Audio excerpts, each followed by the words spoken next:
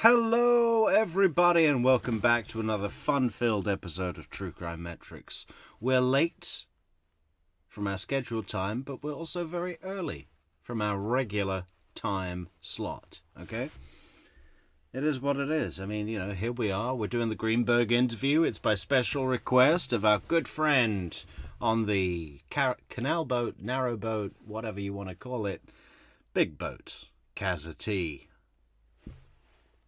who's sailing round the United Kingdom on a boat where she lives with her friendly dog that I forget the name of. But Tallahassee has requested this fantastic interview with the Greenbergs that, you know, for some reason, I remember seeing the first 3 minutes of this a few months ago when fantastic Jay from The Shaming of Jay, everyone subscribe to The Shaming of Jay, released it on his channel page. But, you know, for some reason, I just didn't watch the whole thing. But I did today, upon special request of good friend Tallahassee, and it's fantastic. So we're going to be exploring this video today. And at the end of the video, it's only about 49 minutes long, so we're not going to get a whole show out of it. We will be going on to another video, well, not produced, but distributed by The Shaming of Jay. Further Jeffrey Lacasse interviews. And then I think by the end of that we'll be winding down the evening with a few pre-bump, post-bump, any bump a good bump calls. Wiretap calls with Charlie Adelson, Donna Adelson, Catherine McBanow and others. You know, we'll see what happens. If everyone didn't check out already our upload today, we posted a new video from a new call, never before heard, I don't believe, on our channel page, between Catherine McBanow and Charlie Adelson, where Charlie Adelson confesses to stealing his Uncle Louie's toupee. He stole a toupee from Uncle Louie. And as he says in the episodes that we put on our channel page today, he wore it in the school play like an Abraham Lincoln beard.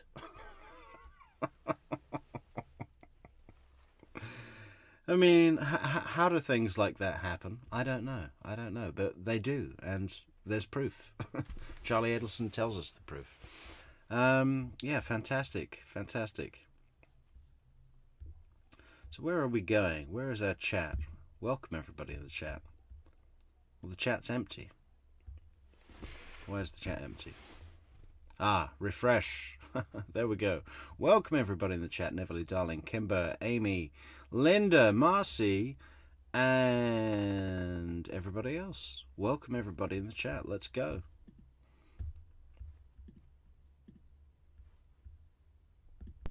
She's going on. She's telling us to do some other stuff. I said, we'll just take food out of the freezer for you. I'll handle that. Bill is 416. This is Investigator Isom. He's the lead investigator. Alex Greenberg. Alex. Maya. Maya. Greenberg. Good to meet you. Nice to meet you too. I was telling Maya, I remember seeing her at the memorial, but I didn't realize that she was your wife at the time. Yeah, we were too. I'll do this later. I'm sorry. I'll put this up. Cairo, right? Yes. Cairo. Nice up there. It is nice. It's nice here too. Yeah, it's nice. A lot more to do down here. Cairo, Georgia. We do everything down here. Oh, really? Except work. Except for work. What's y'all's? What do y'all do? I'm a dentist. Oh, and, yeah. Oh, really? Another dentist. Florida, Auburn, Georgia. Georgia.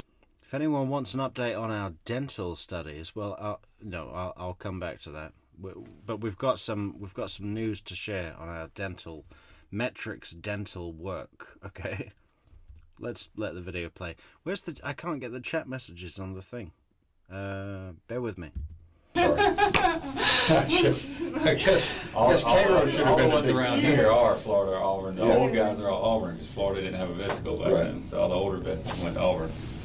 Got a contract in Florida. So you're a vet. That's what you just said. Are you really? Okay. And your practice is in Georgia. In Cairo. We got one in Camilla too. Cairo is the main one, and we have a smaller one in Camilla. Yeah. Is it, Because Wendi was mentioning a veterinarian in Cairo, Georgia, in her interview. just domestic animals or? Both. We have there's 5 of us in the practice. Oh. So there's the money comes from small animals, but we do a lot of large animals. There's a lot of cows. There's cow work every day. So less horses, less goats, but very few pigs. There's cow work every day. I mean, you live in Georgia if you can use the sentence, there's cow work every day. It's either Georgia or Wisconsin or upstate New York. I say my girlfriend, well, she doesn't know where she worked at the North Florida hospital right down there, and a lot of those are there are a lot of Auburn. Yeah, those are all Auburn guys. Yeah. Simmons. Yeah, George Simmons Man, is my dog just tore both of its rear, ACLs. the main ligament. Start with the C or something. But Anterior cruciate. That's it. I don't even tell you how Wait a much minute, that I've had cost. that. That's the same with a dog. It was more than that. That place is the most expensive place. Yeah. But It you is, never at the same they're the most time. expensive. So both So at the same time. TPLO is on them both. so they Fracture operated him. right there. I don't know what all they did, but it's been 3 weeks and she's still got to be credited for 8 weeks. So it's been it's a it's a mess. How We did got you that little carry? sling for her. How- She's active and she chases the squirrels and climbs our fence. What kind of dog is it? It's a mix, I don't know, but she's always climbing the fence, and she tore one before and just let it heal on its own, and then she just decided to tear after them again, and she tore them both Once at they the same tear time. one, they stop bearing weight on it. They're really, And then it even if started- they don't look like it, they're really putting more And then weight it on started it. to get It's mixed really a up. genetic thing. It's the angle of that tibial plateau is steeper in those dogs that do it, and Okay. so it chronically it ain't like a football player that Right, hyperextends or whatever. They can just stand up and bust it. Oh yeah, and she came on that fence and she was in pain and she wasn't walking after that. So, Yeah. so. I had to do something. Oh yes, Amy, it's Riding Shotgun's birthday today, the 27th of January, folks. Everybody say happy birthday, Riding Shotgun. Let's see some cakes. Let's see some cakes in the chat. I tell you, Is it MIA? MYA. Is your practice up there in Yes, Cairo? I went Cairo too.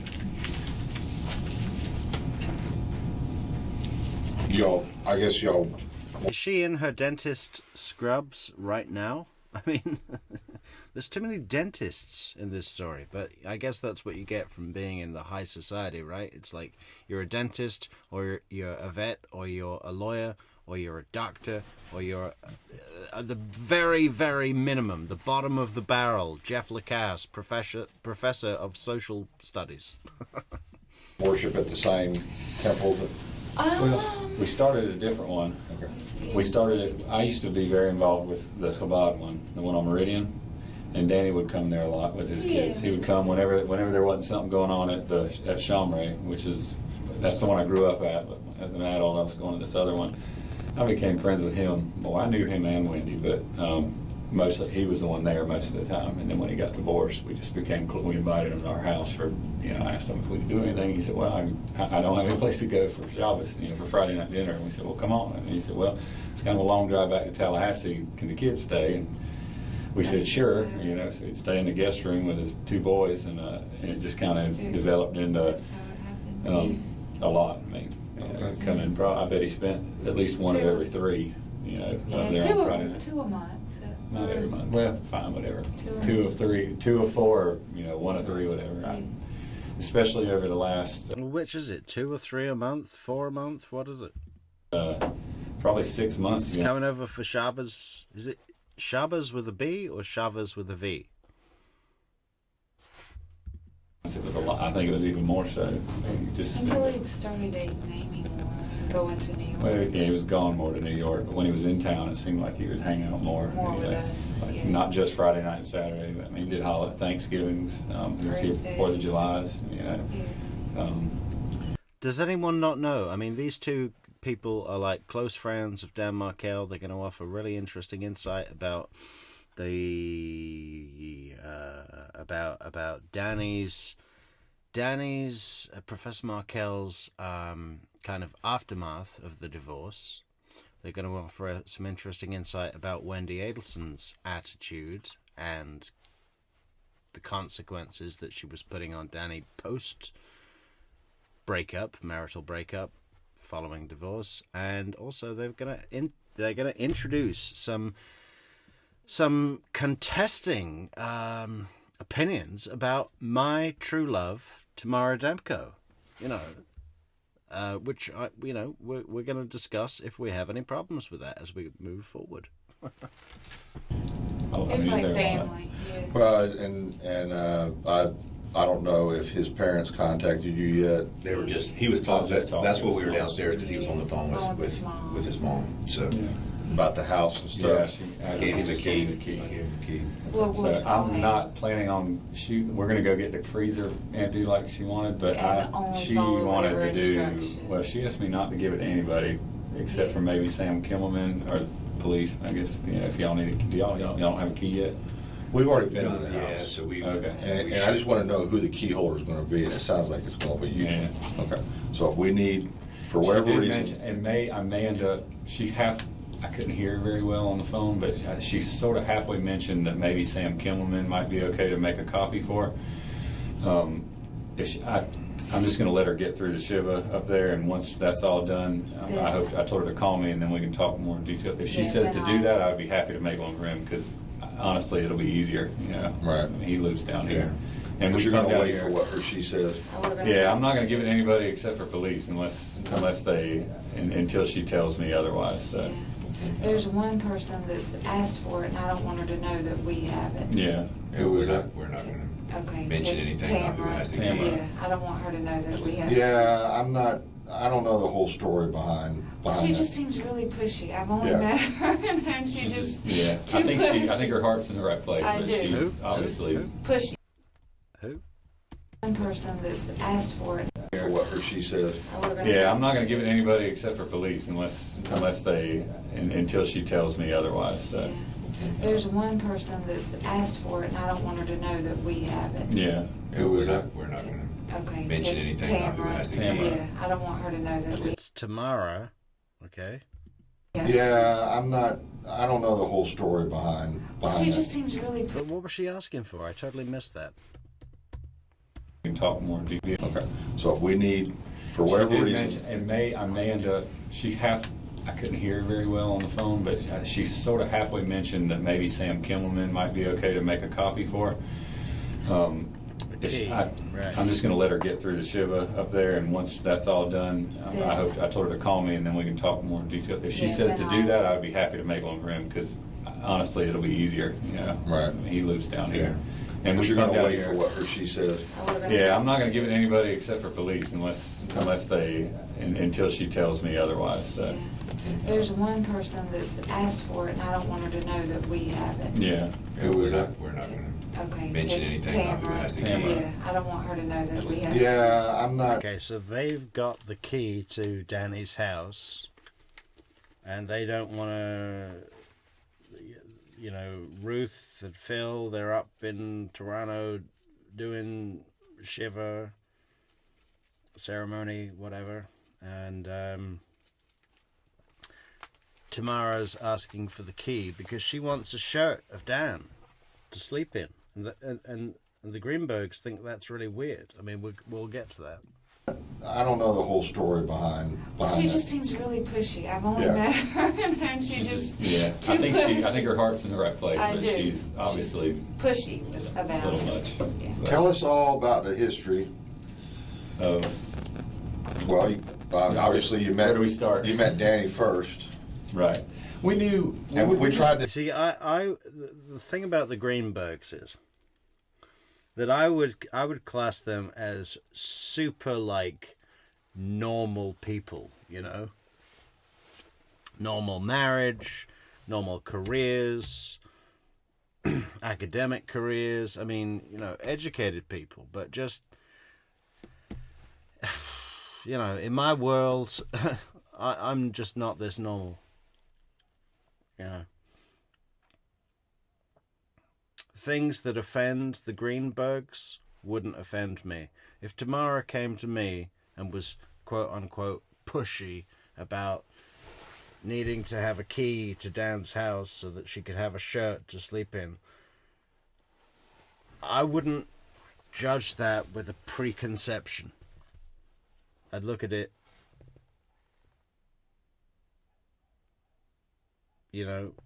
I don't know if it'd be subjectively, I guess. Not objectively, which is what they're doing.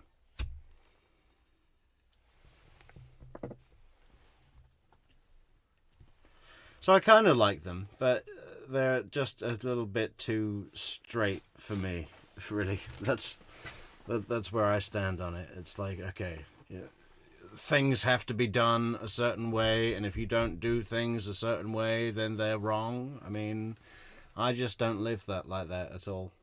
And we were going to do this separate, so that's fine. Just like we can't listen to two people talk at the same time. Okay. So one can start, and the other one can fill in the blanks or whatever. Let me start because I think I knew him first. You knew really. him first.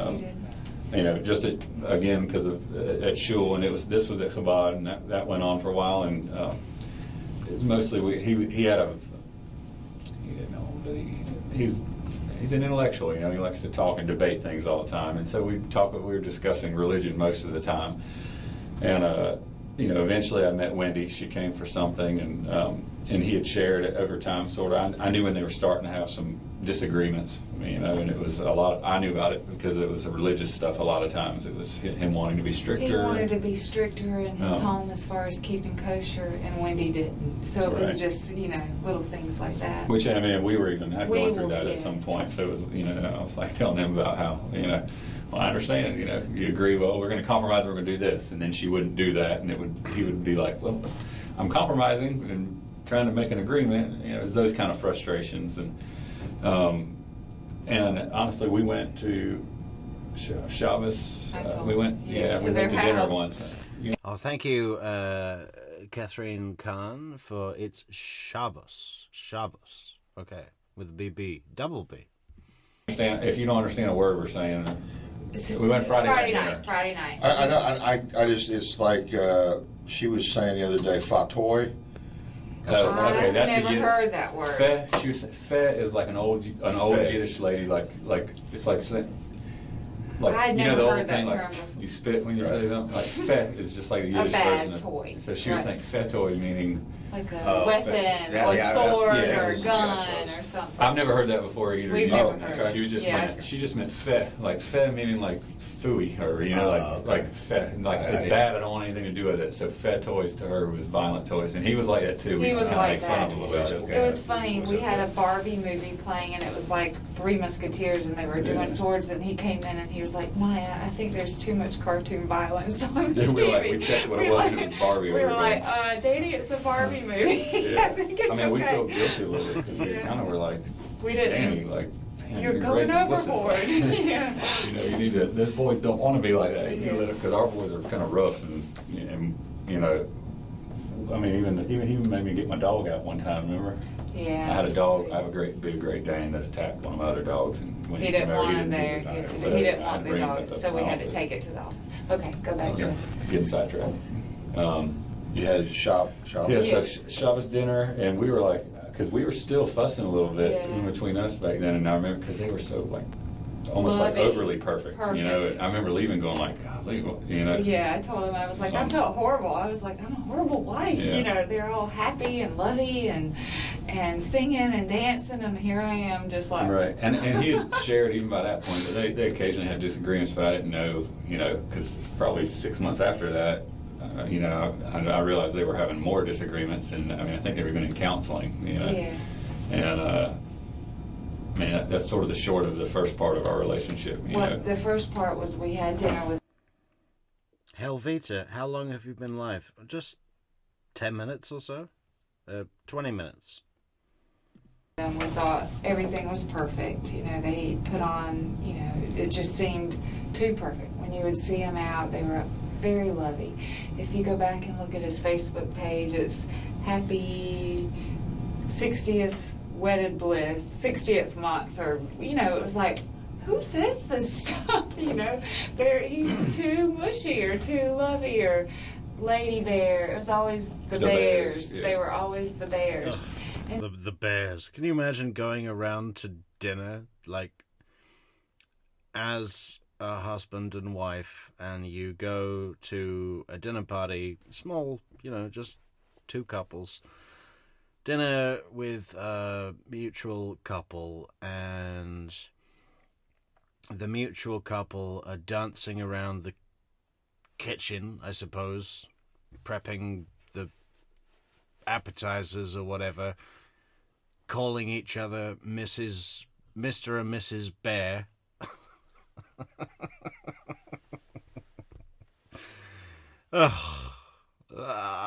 I would put my own finger through my eye into my brain and just swirl it around, just to have an excuse to leave. That just sounds uncomfortable and tacky.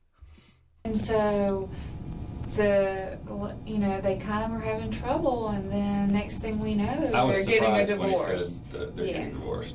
I knew they were having problems, but I didn't know it was anywhere near that. It was after Lincoln, after they had their second child. And I don't remember. We don't. 100%. I'd rather talk to Tamara Demko, Amy. This lady, I mean, like I said, they're clearly well. I don't know about well-adjusted, well-positioned adults, standard marriage, religious and committed and professional, and now all of the things that for me, I have steered away from every one of those my entire adult life. And I'm fine with that. Time, months, and everything, but it was right after that had happened, and he was completely shocked. I'm sure you've heard the story of how everything went, occurred from 1,000 people by now. But we want they do this as well a lot. They're like, oh well, I'm sure you've heard already, so you don't need to hear it from us. And Detective Isom's like, no, we want to hear from you. That's what gathering evidence means. They kind of don't get it. I mean, they almost seem like they're on a date right now, right? They think General Isom's going to come in with some canapes or something. I don't know. Happened, and he was completely shocked. I'm sure you've heard the story of how everything went, occurred from 1,000 people by now. But we want to hear from y'all because you're the host. You're one of the. Yeah, we want to hear from y'all. I love how General Isom threw in a y'all there, because these two are pretty south, right? I mean, they're pretty south. Closer ones. Yeah, I saw him. I bet it was probably the week it happened. And he said, "Yeah, I went to New York, and either she called him or he called her when he got off the plane and said, don't want to do this anymore." She called him, I think, and said, I want a divorce, and he tried to get on a plane to come back. Right. And by the time he got there, she waited till he was out of town. Yes. And I think he came back. Amy says, but it's weird how they're being interviewed together this early into the investigation. I don't think so, really, at all. They're not suspects.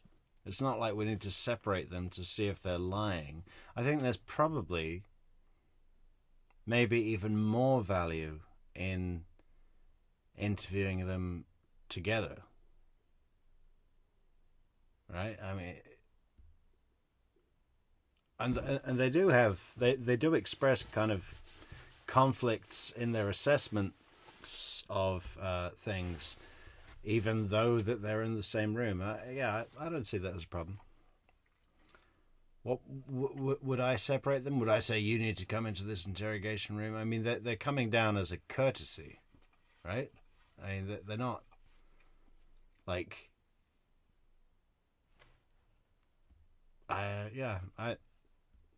I would probably expect them to be interviewed together. Very quickly. In other words, it had been planned, because he got back and the house was cleaned out. The bank accounts were, I don't know if they were all the way empty, but they were certainly half empty. She had moved a bunch of money. I don't know, he had separate, investments and money. Right. And she had wouldn't tell him where the kids were for, it took 2 weeks, I think, for her to even like agree to meet him with somewhere with the kids. It was very strange. She would not tell. Right. We remember She going took like, his- golly, this is certainly not a threatening personality. Like he's not a dominant, like just treating him like that's like what a battered person, like a battered spouse would do, and she was just very unreasonable about it. I know we don't hear a whole lot of Wendy's side of anything. It was very difficult to. Yeah, but didn't you hear, Mr. Greenberg, that Dan was emotionally abusive?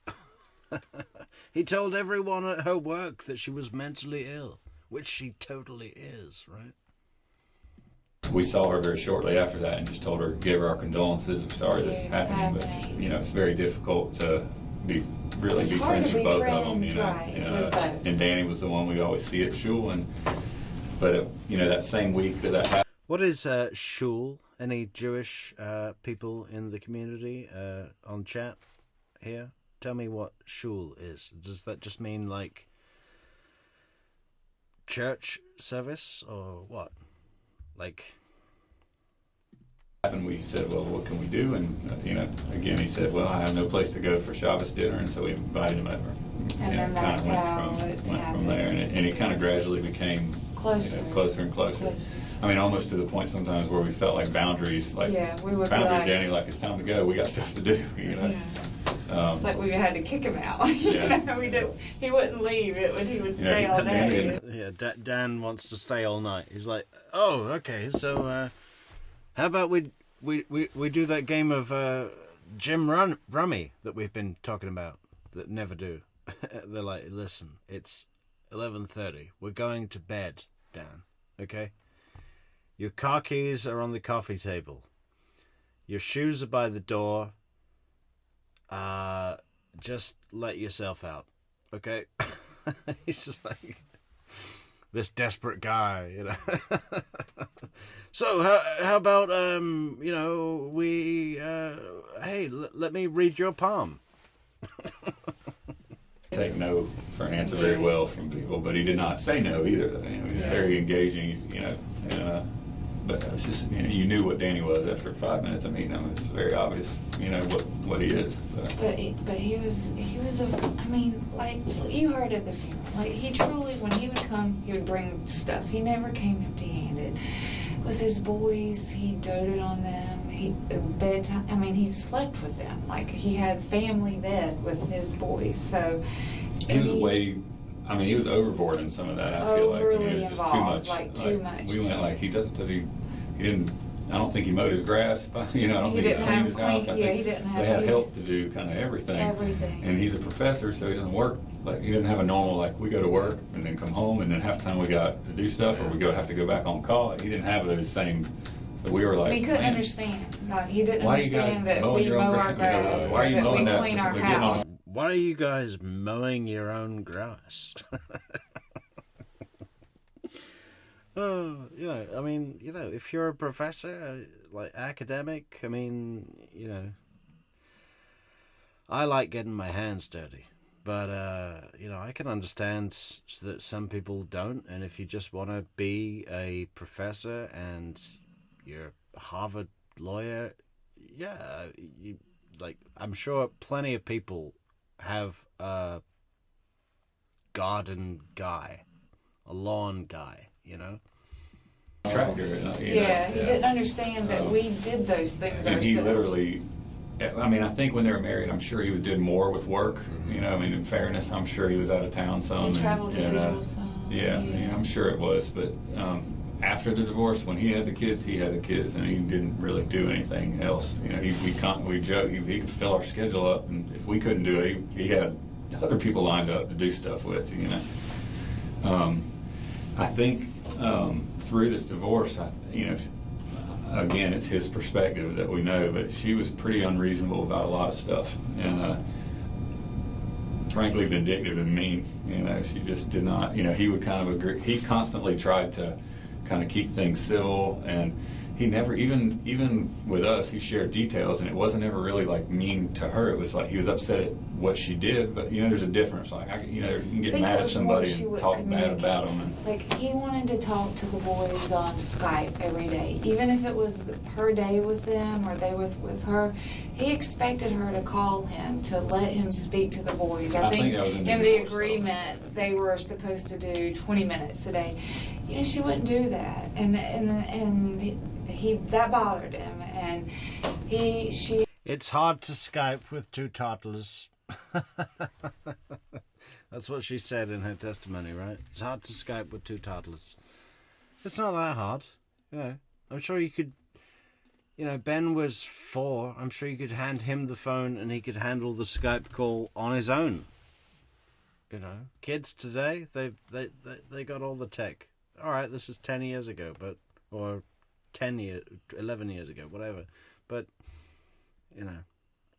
He had a ring of his uncle's that he wanted back, and she wouldn't give it back. And she said if his uncle asked for it, she'd return it. Well, if he asked for it, she the Holocaust ring. Wouldn't return it. You know, it was little things. And he's like 98 years old. Yeah. All right, so the uncle is 98 years old. And Dan asked for the ring back, Holocaust ring, you know. I don't know what that means exactly. Was it like literally smuggled out of the Holocaust when they were knocking the gold teeth out of the Jews in the concentration camps and stuff like that? I mean, you've got this precious ring. It's like going back to Colonel Coons, right, from Pulp Fiction, when he brings the gold watch to the young boy Bruce Willis, and he says, listen, your dad kept this watch up his ass through all of the POW camps because it was handed down by your great-granddaddy and your granddaddy's granddaddy, you know, all of this stuff, this precious thing that was stuffed up his ass through the Holocaust so it wouldn't be taken by the Nazis. And Wendi won't give it back. And she says, well, if your uncle calls me and requests it back, I'll give it back. But she knows that the uncle is 98 years old and probably, you know, a little slow. So she's thinking, well, that probably won't happen. But it does happen. And then she still won't give it back. The uncle's calling her up saying, listen, I took that ring out of Auschwitz up my ass and I want it back. And she won't give it back. Just won't give it back. It was things like that I think once the custody agreement was settled where it was almost 50-50, that's all he cared about to kind of settle the divorce. But once he had that custody locked in and he started thinking about those things, that's when he was like, well, I'm going to fight for it. You know, I'm going to go back and I'm going to fight for this. I think the change was the relocation, the conflict they had. When that happened, I think in his mind he switched to, because I do feel like before that he was kind of giving in to everything she wanted. He was just trying to save the idea that they were both going to be able to communicate nicely and raise these kids. That's the word he used, co-parent. And I understand her perspective in that she was trying to get away from him. And she, you know, and here even on her days with the kids, he's got a Skype with them. You know, I understand it can be frustrating, but that's their agreement. You know. But when that happened, I think it switched a little bit, and that's specifically what I want to tell you. I mentioned it at the memorial. I'm sorry I wasn't very much. Oh, no. You know, I had slept 2 hours and driven a lot and upset, but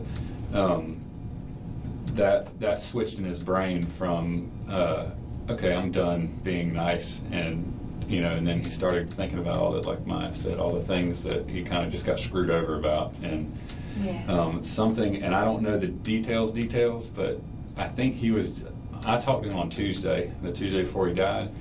We were at Panama City Beach, or I was at Panama City. She was working, she didn't come till late that night, but he called me, so I called him back, and he said, I got good stuff to tell you. You know, I got lots of big stuff going on. And I was like, well, now you got me curious, you know. And he said, well, and now he brought up his girlfriend in New York, just because they had last time she came down, they were, you know, They were off a little bit. And The girlfriend? yeah. Yeah. And so he went back to New York with her. He wasn't going to go back. She was here for just a couple days. She was here. She was supposed to be here for longer than she was. Longer than she was. And she was spazzing out because her kid, she's recently divorced too, or I don't even know if they're I don't know actually if it's divorced final all the way yet. yet. I But don't know her if it child was, their one child was at camp, and he has some ADHD. He was some kind diagnosed of with ADHD. hyper kid, I guess. But she was upset about him, you know, and so she was going to leave. When she came, she agreed to come, but she was only going to stay a little bit. And then he ended up going back with her. With her. And then when he came back, you know, apparently they had some kind of good breakthrough, like everything. It was a good thing that he went with her. Are we talking too much together? No. Yeah. So Okay. there was a little bit of tension the last time she was down, When and she so then he was felt like they worked it out. They worked Right. it out. But I don't think it was tension like their tension was that she didn't want necessarily the relationship out in the open at that point. Yeah, she you know. didn't want to make She was it like, I'm not public, even and Danny legally was- divorced all the way yet, you know, that Y'all kind of met her? thing. What's that? Y'all met her? Yeah, Yes, we met her yeah, twice. Yeah, we had she dinner came down with her. twice. Yeah, when she Right. stayed at our house the one time. Yeah, the first time she came, They we went to stayed at our Williams in house. Thomasville, and then you know came Yeah, back and they stayed and they there. stayed at our So, house. The second time we had dinner at Mosaic. I don't remember what restaurant, whatever it is over by. Mosaic. Mountain Yes, Square. I Mount believe Market you. Square. I think There it's is a mosaic yeah, in there. So when the two times she's come, one time she stayed at our house, and the second time we just met them for dinner. And she seemed fine She's to us. wonderful. I had a whole delicious lunch at Mosaic. I had a huge lunch. But she, yeah, we really She liked doesn't her. travel well. I'll just say she hates flying. She just doesn't travel well. So she panics. Yeah. Literally But panics. they, you know, bottom line is I think they kind of finally agreed how they were going to handle everything. And like he said, he specifically said I made it kind of a breakthrough with Amy, and you know, blah blah blah, and everything was good. And that case that he had going on in New York, he was excited about working on that. You know, I think financially it was a good thing for him, and I think probably ego-wise, it's probably good for him. Yeah. Yeah.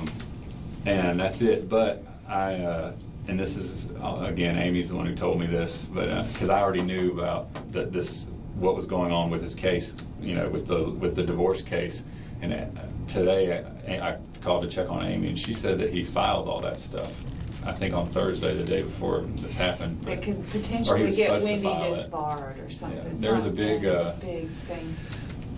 I mean, I can't remember every detail of it. Again, I'm not a lawyer, but I think she perjured, basically, is what it is. He said she did not disclose certain things in their Financial under things, oath, you know. under oath. And I think going back, I don't know how big of a deal they were. I think some of them were some of the complaints were probably not that big of a deal, but he was going to file sanctions right. against her lawyer. And her lawyer even. They I quit. think her lawyer was going to be a problem. It was going to be in potentially some issues with her profession, and enough that I know the lawyer quit. You know, like Recused themselves from yeah, the her lawyer answers. quit after he started all this, and then his lawyer quit because, or Danny said, because he felt that lawyer felt bad for going after another lawyer. Or I thought, didn't his wife work paralegal or something? He didn't tell me that. He told me because he didn't want to go. He felt guilty for going after another lawyer. I don't know what you're talking about with the paralegal. I thought, yeah. Well, tell him that. Well, I don't know, that one lawyer's wife paralegaled for another lawyer and it was a conflict of interest. But I have no idea. You know, that's all I know. You know. That's what you heard him say, something like Yeah. that? I have no idea. Now, that's the only thing as far as like the whole Wendi thing. Now, Danny did, after the divorce, he dated a lot of women. Yeah, I heard that too, Neverly Darling. Neverly Darling says that she heard that the Holocaust ring was given to Wendi by Dan as an engagement ring. She chose another one to wear, yet kept the Holocaust one. Don't quote me, it was ages ago. Yeah, I've heard that as well, that Wendi decided that this huge gesture historic gesture of a ring didn't match her dress. I love the ring. I'll keep the ring, but it really doesn't match the dress that I've chosen. So we're going to have to change that. I want another ring. And he would tell us about it. He was very open about it. And, some of them he would tell us a lot. There was one in particular that was married. And I found their names today. Yeah. Okay. I had to call Amy because these are all legal academics. All three They're of them all were lawyers. in. And Amy was aware of all of them. His new girlfriend. Yeah, she knew all about it, but she knew there. Looks like Nicole E. is being a little triggered here. She says, "Ugh, stop talking over one another and repeating what the other one just said." Well, yeah. I mean, I do find this couple, as well intended as I'm sure they are, they're just not for me. It's a little bit too, like, I don't know, what is the word? Just, I don't know. I mean, I'm sure it works for them, right? But this thing about being a couple like this, I would never want this kind of relationship. This isn't just not. I'm not saying it's no good. It's just totally not for me. I don't like it. I'm not saying, I think they're caring people. They do bring some good insight to the matter at hand. Their opinions are valuable. Yeah. I accept all that.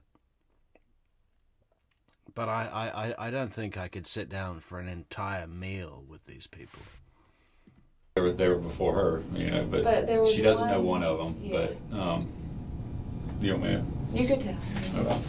These are their names. These are the two names. Lisa Kerr. She was I think married. she still was. It's like in each other's pockets, right? That's what the thing is. Like when she just said, "Oh, you can tell. You can tell it." And Amy was aware of all of them. His new girlfriend. Yeah, Yes. she knew all about it, but she knew they were before her, But there was she doesn't know one one of them. Yeah. But you don't know. You could tell. Do you want me to? Oh, you can tell. That kind of couple thing. I can't stand that. These are their names. These are the two names. Lisa Kerr. She was I married. think she was still in contact with Danny and friendly. None of these were serious relationships, but at least not on Danny's perspective. This one, Nancy Leong, was the one that I remember this happening. She was the one who was married. She's married. She kind of freaked out on him. They were supposed to. What is all this? They're going through all Danny's women? She was I married. think she still. But Lawyers And Amy was academics. aware of all of them. His new girlfriend. yeah, Yes. she knew all about it, but she knew they were before her, But there was she doesn't know one one of them. Yeah. But you don't know. You could tell. These are their names. These are the two names. Lisa Kerr. She was I married. think she was still in contact with Danny and friendly. None of these were serious relationships, but at least not on Danny's perspective.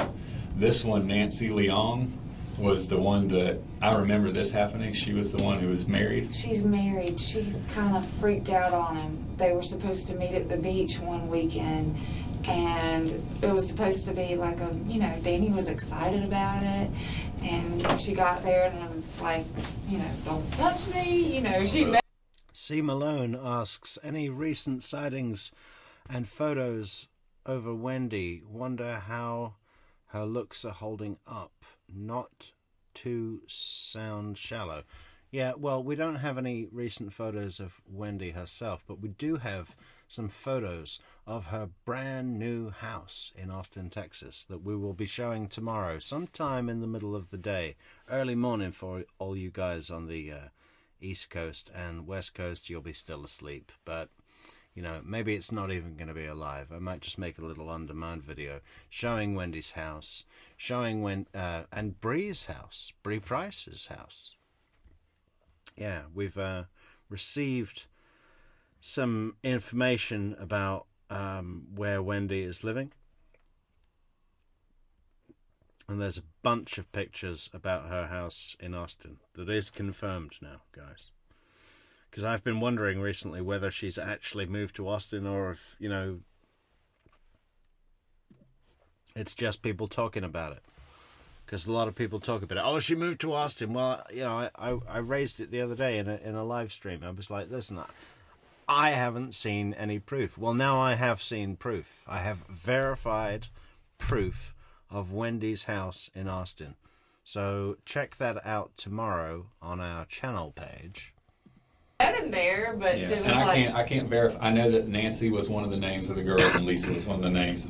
there was Amy a- said she knows that's the one that Danny talked about that was crazy, that did this.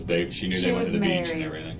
And her husband is actually applying for a faculty position at FSU. Well, she told me, Amy told me today that Danny didn't want really anyone to know that him and this girl had hooked up at some point because Nancy, because Nancy's husband is also a lawyer and was applying, maybe Amy said applying to something at FSU, and he didn't want professionally that to come become out, a so. you know. And then there's a Turkish one. But when she went to the Don't know beach, though, I remember when they went to the beach, like Maya said, it was like a very big disappointment. Danny said, I think he woke her up or something at night. She freaked out and didn't talk to him the whole rest of the time.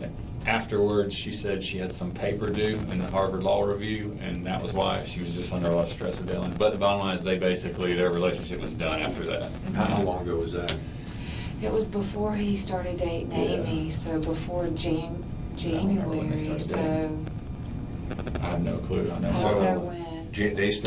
Amy and him started this 2014, January 2014. Sometime, like they've been I think dating they've 8 known each months. other longer, but I think the dating part of it. Do you know if any of these have recently contacted him since? I know. Well, Lisa I know has. that Lisa, I think. When he was in New Yeah, York Amy even told me a last. story about Lisa calling him about some cockroach. Have you? I'm assuming you've talked to Amy plenty. I've talked to him. Yeah. Did she mention something about Lisa? Didn't mention any of these women.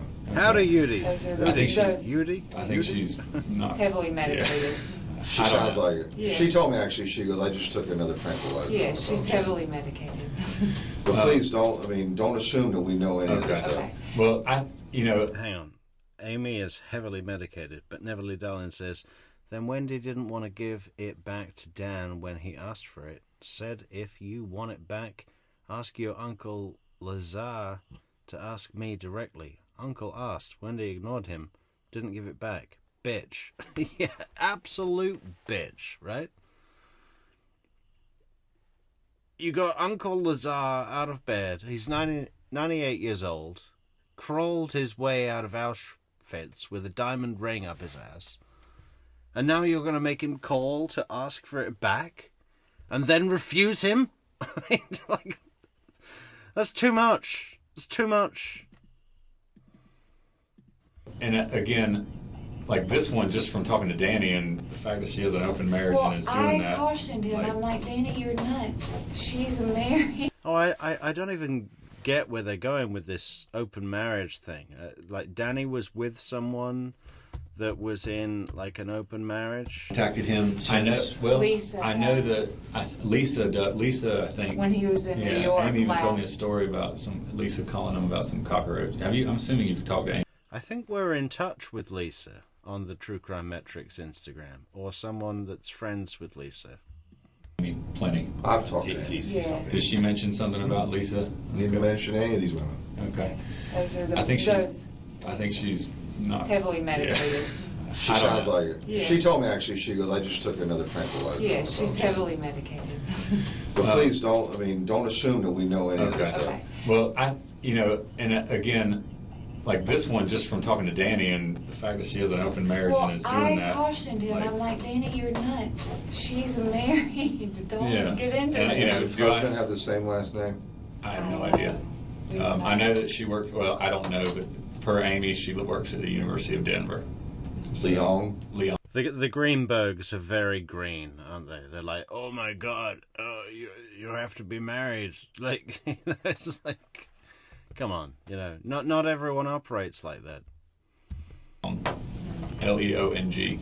She works at the University of Denver. They're all in academia. And her husband's a lawyer too. I don't know his name. For all I know, I don't know if Danny asked her husband if it was an open marriage.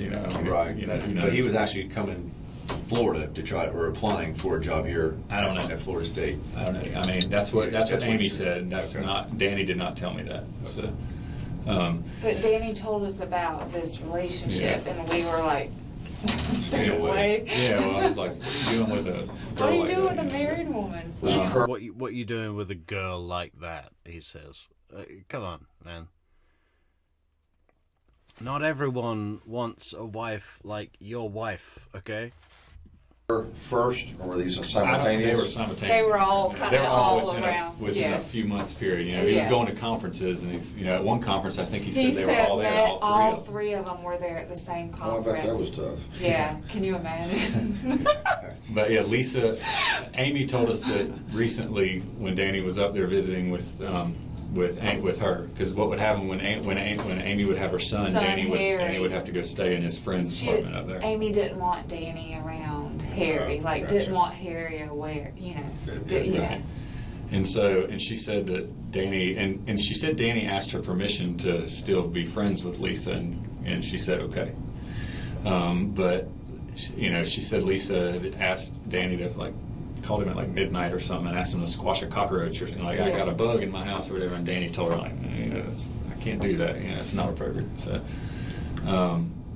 and then the third one was a Turkish girl. I remember him saying that she was half Turkish, either half Turkish or full Turkish. She didn't know who Amy doesn't remember who that is. She does know that he saw her in January at something, but he doesn't know her name. Man, it sounds like Dan was really playing the field, right? He's got a chick on campus. He's got a chick in an open marriage, a Turkish chick. Fantastic. Go Dan. Or anything else. Well, okay, let's try to get the timeline here. I mean, I know there was all three, but really there was one, and No, they were really all kind of together. okay, but literally all three. Yeah. at this, I mean, but Literally. You talking about in the same day, or Yeah. No, I'm saying Yeah, he had them all in the same day.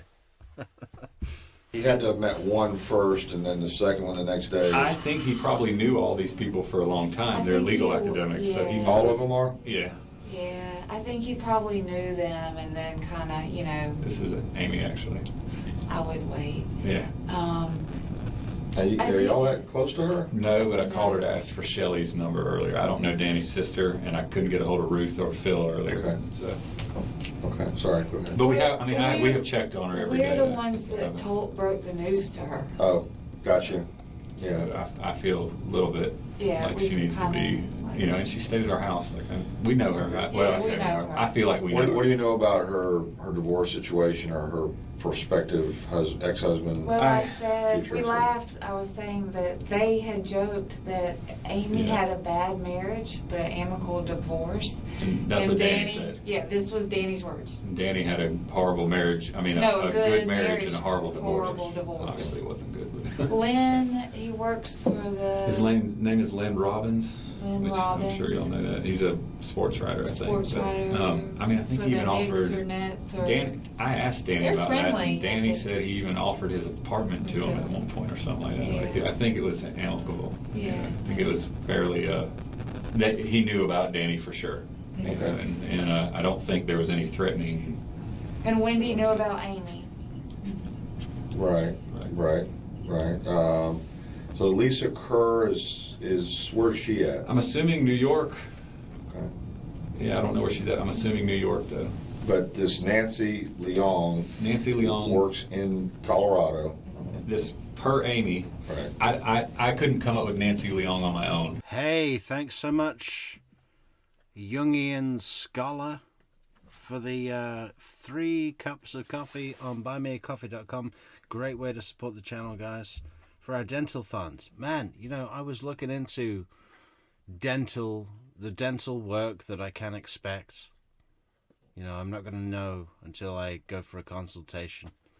But it's complicated. I mean, it's like, fuck. It's like a whole process, right? It's like long process. I think it's going to take a whole year. But I don't know.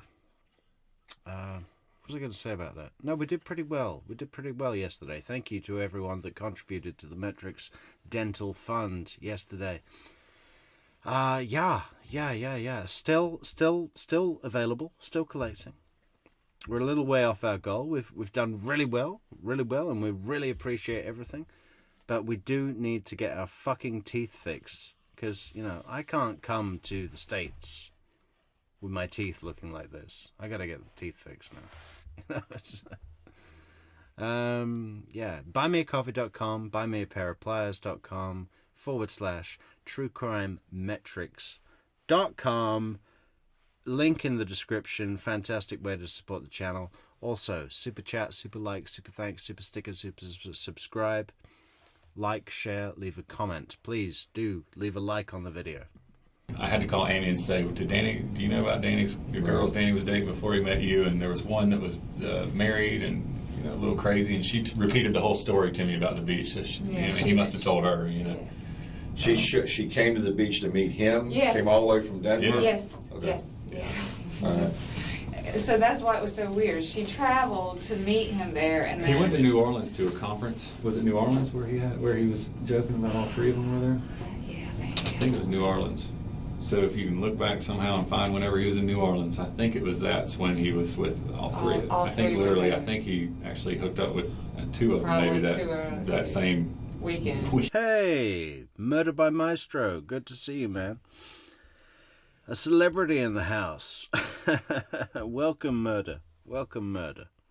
Well, what I was trying to I mean, figure out... I don't think they know each other. Right. I was trying to figure out a month that he got Whenever together. that conference in New Okay. Orleans. Yeah, the conference in New Orleans. I mean, that will be fairly accurate because this Accurate. didn't last that long. This only lasted a month, probably. You know, Or maybe a little longer, because I Maybe. remember just telling him, Danny, what the heck? it wasn't. I mean, 3 months at the most. I mean, Yeah. you know, comparatively to long most term. people's relationships, it was not a Long long term. thing with any of these. You know, And then how long was the gap between these ladies and Amy? It kind of all ran together, you know. Oh, so Yeah. we're talking that this was maybe only prior. Yeah, or- probably, or, yeah. to that into point. 2013. Because Amy joked with him. You remember he said that she wanted him to get tested because this one girl got around and she knew her. okay. Yeah, this is like academic incest. Yeah. I mean, it's, you know, Yeah, they are. even we have that joke. Yeah. Sounds fun. Academic incest. I mean, Florida State. I'm seeing it in a whole new world. You know, maybe I'll sign up for a job. You know, I'll get tested. Amy Adler. How's the house in the Hamptons? Yeah. Here's my test. Has anyone actually requested that of a potential love partner? I've never done that. I've never had that done to me. Like, oh well, if we're gonna take our relationship to that level or stage, you really need to be tested for STDs. I need to see the test. Doesn't that take the romance out of it a little? I mean, I think you just get a feel for something. I did have scabies once, Norwegian scabies. And it was funny because the girl that I just slept with was Norwegian. And then I looked up scabies and I realized that the most aggressive form of scabies was called Norwegian scabies. So that was my first clue. Man, that was fucking terrible. That was what, well, pretty much it was the only time in my life where I really considered throwing myself off a bridge. Okay? When you've got tiny microscopic insects crawling and burrowing and spreading inside your skin, and the only thing you can do to get rid of that irritation is to get into a bathtub full of porridge oats. You know, what really is your life worth? Yeah, I deleted her number after that. We That's were cool, like, these it was, we faculty were and everything, joking yeah. with Danny, Yeah. like, oh my God. And in his work, I mean, he was a big deal for that, you know, so he goes to conferences, and the other big deal, they just all know each other, you know, because they all publish stuff, and, yeah. But I just thought about that like, man, she was crazy, now I think about it, and she was married. So. Right, that's what Amy said to Danny. You remember she I wanted can't remember him that to. exactly. Okay, I well, know he had to that. get tested before he would go hook up Oh, with her. with Nancy, she made him one of them made him This be one tested. made him be tested. Nancy did. I remember because he was excited about going to the beach. Yeah. Because he was. This young lady, I don't even know how to Tamara. Yeah. Tamara. Was there anything more It's Tamara Demko. between them? I think. I think she thinks it's more than probably what. Danny never mentioned her to me. I had never even heard of her until. He did with me a little bit. Okay. But it was a passing. I think he considered like being in a relationship with her like that. Because after the divorce, he was kind of going like, well, I'm going to stay in Tallahassee. You know, how am I going to meet somebody Jewish in Tallahassee? I think they did hook up. Well, I think the only reason I think Tamara and Dan did have a really good connection. That certainly comes across in Tamara's interview. And if there's one thing that I do not pick up from Tamara is an idea that she is deranged, okay? I think she's really genuine. I love her. But she's not Jewish. So maybe that's why Dan didn't mention her to his Jewish friends. Tallahassee. They may have. I mean, I don't. You know, they may have had a little short fling or something. But it's. You know, I don't know. Where do they know each other from? They went to Harvard Law They went to together. Harvard undergrad. He said that. Yeah. I know she said that. I want to know if he had said that. He said she'd been a friend for a long time. I I've met her never at heard him talk Lake Ella about her. once, and I met her and I asked him about her and Hey, Isom, General Isom, you can look up the fucking Harvard records, man.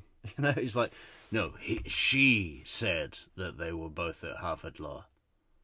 But I want to know, did he say that they were both at Harvard Law?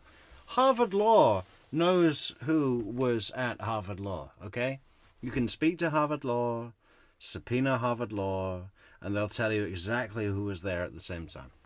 and he said she's divorced too. And I think she has a little emotional instability, you know, but not. Do you? And you two clearly don't have any emotional instability in your fucking perfect world with your veterinarian practice and your dental practice. I mean, you know, I don't want to say anything bad about these guys, really, because they do care about Dan, they do want to help, but they kind of piss me off with this Tamara shaming, you know, like, Tamara's really nice, and she brought a lot of good information to law enforcement, and you know, I just think she's totally checks out in every single way, right? You know, I don't know. I met her for the very. But they're all saying like, oh, she's so pushy, she's weird, she's pushy and weird, and she came and she asked for a shirt of Dan to sleep in. I think that's sweet. I would give Tamara every single shirt I have. I would cut every single shirt I have into squares and make her a full king-size bedspread that she could sleep in. You know, every Metrix, True Crime Metrix merch t-shirt out there. Don't be an Adelson. Judge Everett slept like a baby. You're either stupid or you're lying. Every single one of them that are in the merch store, guys. merch.truecrimemetrics.com. I would cut them all into squares and make her a giant patchwork. You know, for her love nest. You know, I would give Tamara Demko my love nest any day of the week. The first time, the day of the funeral, Oh. We met at Panera, and she was like, I want to go there early. You need to back talk. up and tell them how it started, because she just randomly texted you for some reason. Yeah, and she was like, who is that? And I'm like, oh, I know her. That was Danny's friend. Like, you know. Right. When I posted the notice for Danny's memorial on my Facebook page, she immediately friended me. I don't know who this girl is. Immediately friended me, and then started messaging me. And she's been fairly active since then. Active contacting me since then. And then Amy and his girlfriend now. Right. And then she said, can we please meet at Panera before the funeral? So I was like, okay. You skipped a little bit, though. What happened? She was obviously very upset. And my wife was we were out of town, and she wanted to get, anyhow, we ended up coming home early, but my wife was kind of spazzing out too, and so I think that she said, well, what can we do? Can we help? And Maya wanted to do something, so they said, okay, well, we'll help set up for the memorial. Which, I didn't talk to anybody else at the shul. They just kind of said, okay, we'll meet in the morning and go over there. So. Right, we met in the morning at Panera, and then went over to Shomrey, and we helped set up and put chairs out, get everything ready. But I met her at Panera, and literally within 5 minutes, I got, I was like, wait a minute. She asked his family for a shirt. So she could sleep with it. It's weird. It's weird, yeah. I did call, have you talked to the McMahons, Courtney McMahon yet? And Darren? I have not. Okay, well, they're friends. friends. They're a couple like us, and they're friends, but they've moved to Boston or are They're a in couple the like process us. of moving to Boston. But anyway, They're a couple like us. They're an annoying couple like us. That live in each other's pockets.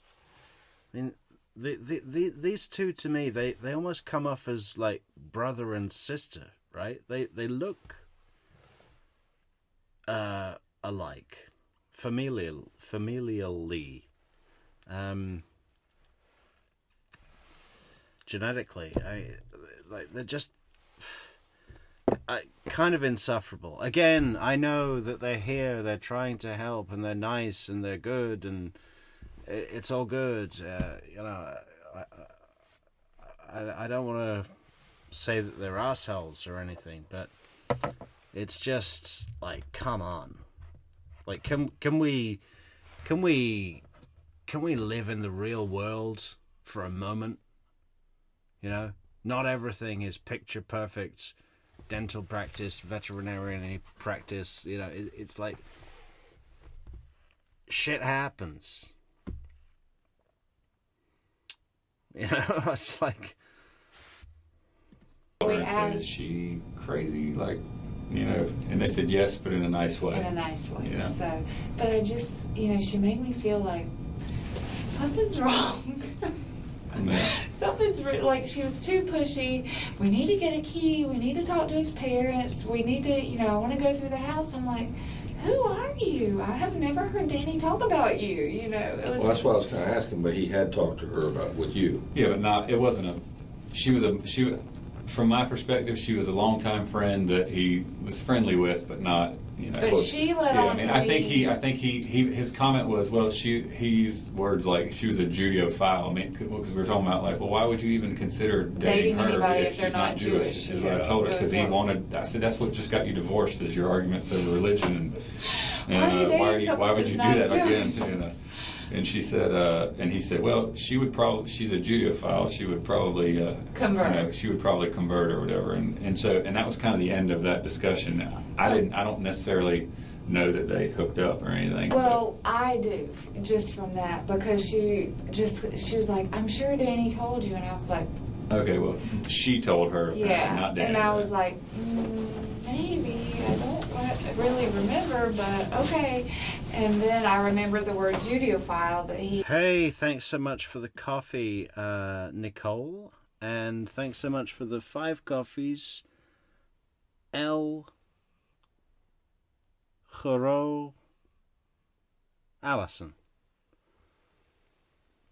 Thank you, El Hero.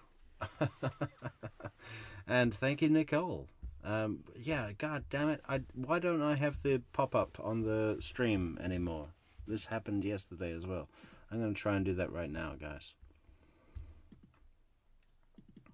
Because I love it when it pops up on the stream, right? It's just so nice. You guys get your points. I know that you're giving points. Let's test that right now.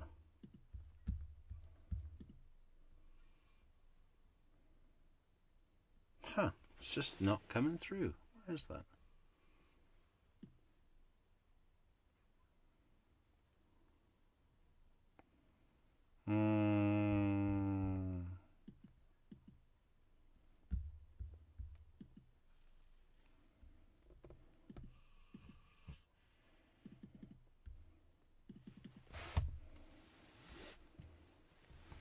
Let's test it with this.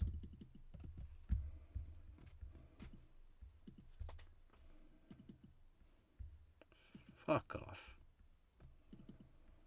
Fuck off. What is this? This is an unsafe change. Yeah, I know it's an unsafe change. I don't want to change anything. Save. Whatever. Oh, no. We're gonna get copyrighted.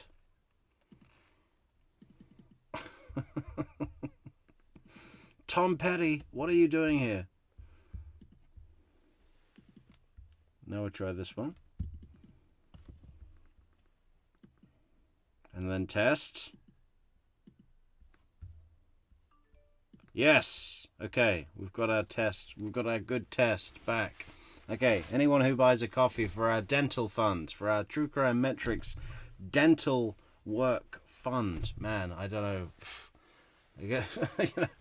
I'm going to go for a consultation. They're going to put me on a plan, a restoration plan. We're going to fix your teeth, Metrix. I got to have maybe 3 teeth out. And then people were telling me last night in the stream, hey, Metrix, if you just leave the space where the multiple teeth used to be, then all your teeth are going to spread out and you'll be like Toothless Jimmy, which would be horrible, right?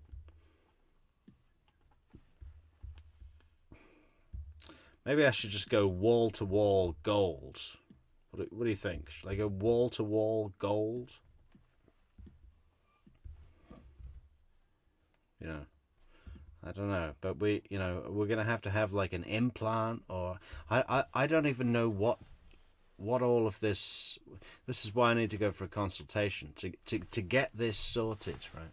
So if you want to contribute to that, please do hit us up on buymeapairofpliers.com/True Crime Metrix. Link in the description, guys. It's really buy me a coffee, but we're not drinking coffee. We're putting it on the dentist fund because we cannot come to the States with anything but perfect teeth.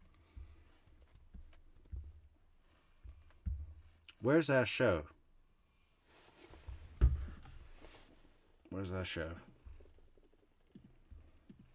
I guess it sort of clicked of who she was, but she made it out to be like they were very close in law school, that everyone in their class knew that they were very close. Well, she set up that fund for his kids, and apparently Dan's sister asked her not to do that. And she did it anyhow, which is just weird. Yeah. And that they... so this was interesting. So the GoFundMe that Tamara set up for the kids that Wendi tried to claim because she said to GoFundMe, listen, I'm the widow, I get the money, send the money to me. Apparently Shelley, Dan's sister, said, no, I don't want you to do that. And Tamara did it anyway, and I think it gathered quite a lot of money. Which is why Wendi was like looking at it going, hey, look, there's $50,000 there. That's for me.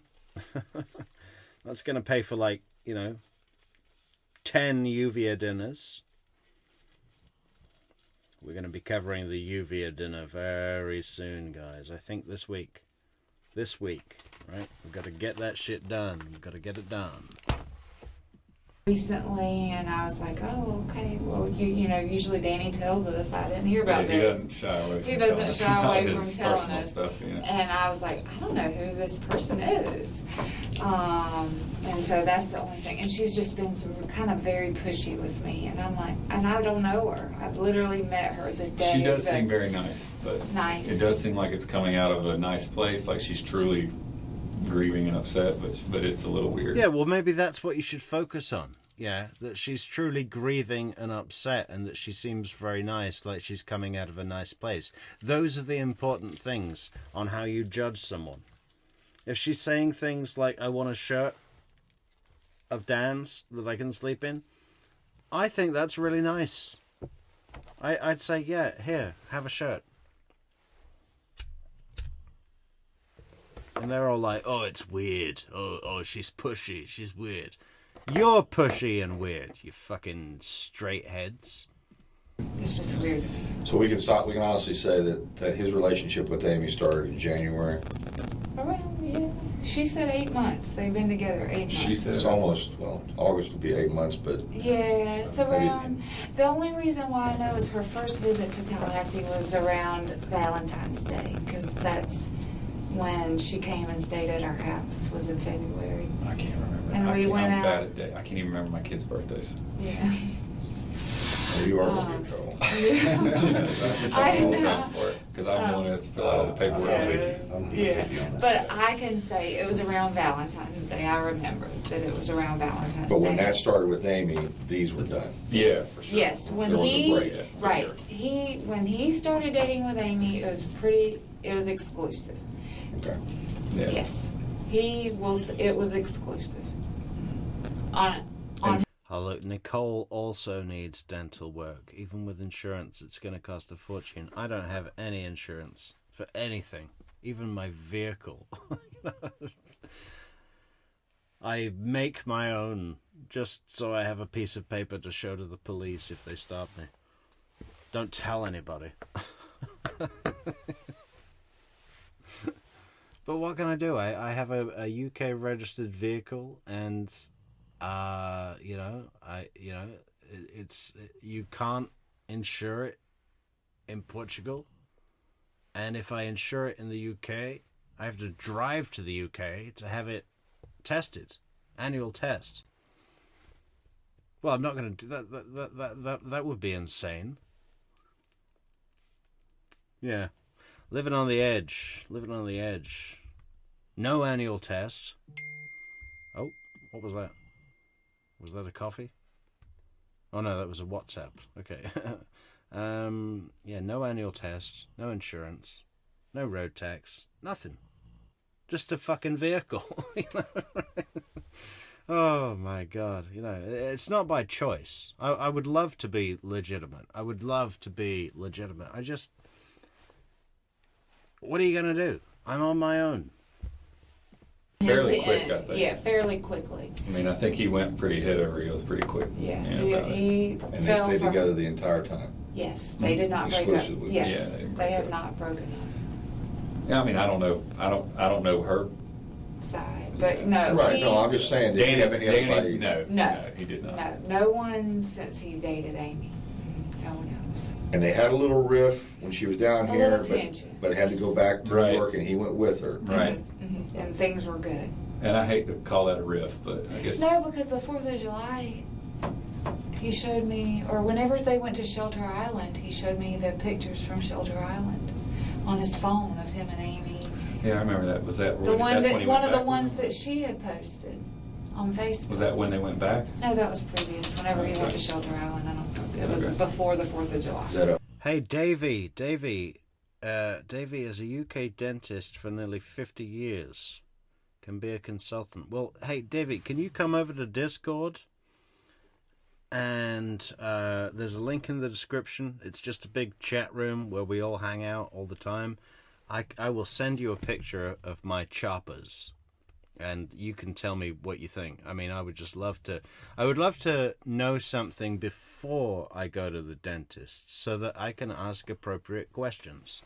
That'd be great. Come over to Discord. Link in the description. Everybody come over to Discord. It's not just about my teeth.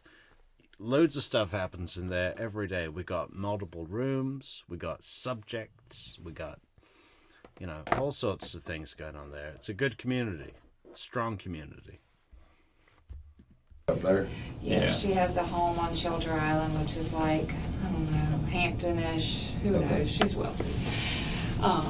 But she has a home on Shelter Island. He went and visited her. They took a ton of pictures. He showed me when he came back. They looked super happy. So.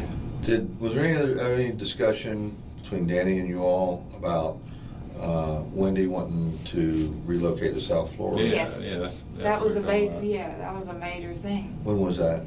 Whenever the motion got denied.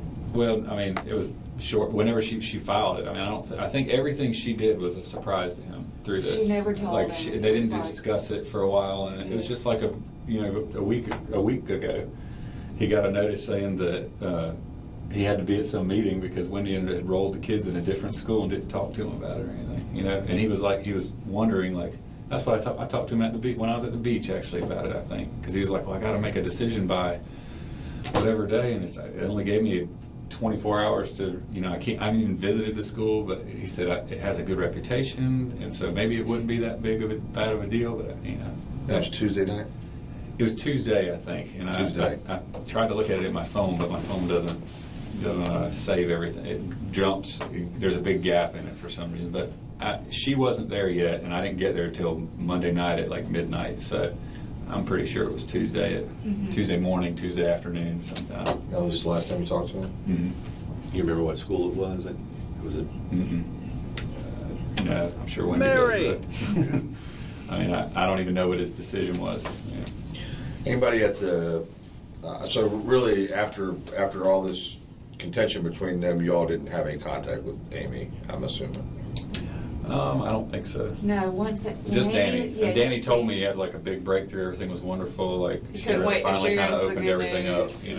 up, And that's the thing you're talking about on Tuesday, He told me that on Tuesday. Okay, so you got, he's happy because he's got this new consulting thing, this case up in New York. Right. Mm-hmm. What else was he happy about? Amy. Like a big breakthrough with Amy. Big breakthrough whatever. with Amy. Okay. Yeah. And then he was aggravated about the school. The school, but I think that was Tuesday that he told me that. But there was some, I know, but there was everybody's schedules. But there was something he filed. Yeah. Was that not part of Okay. it? Yes. That was not part of that conversation that day. Amy's the one who told me that he was supposed to file that. He told Amy, I think on Wednesday, that he was going to file that tomorrow, which would have been Thursday.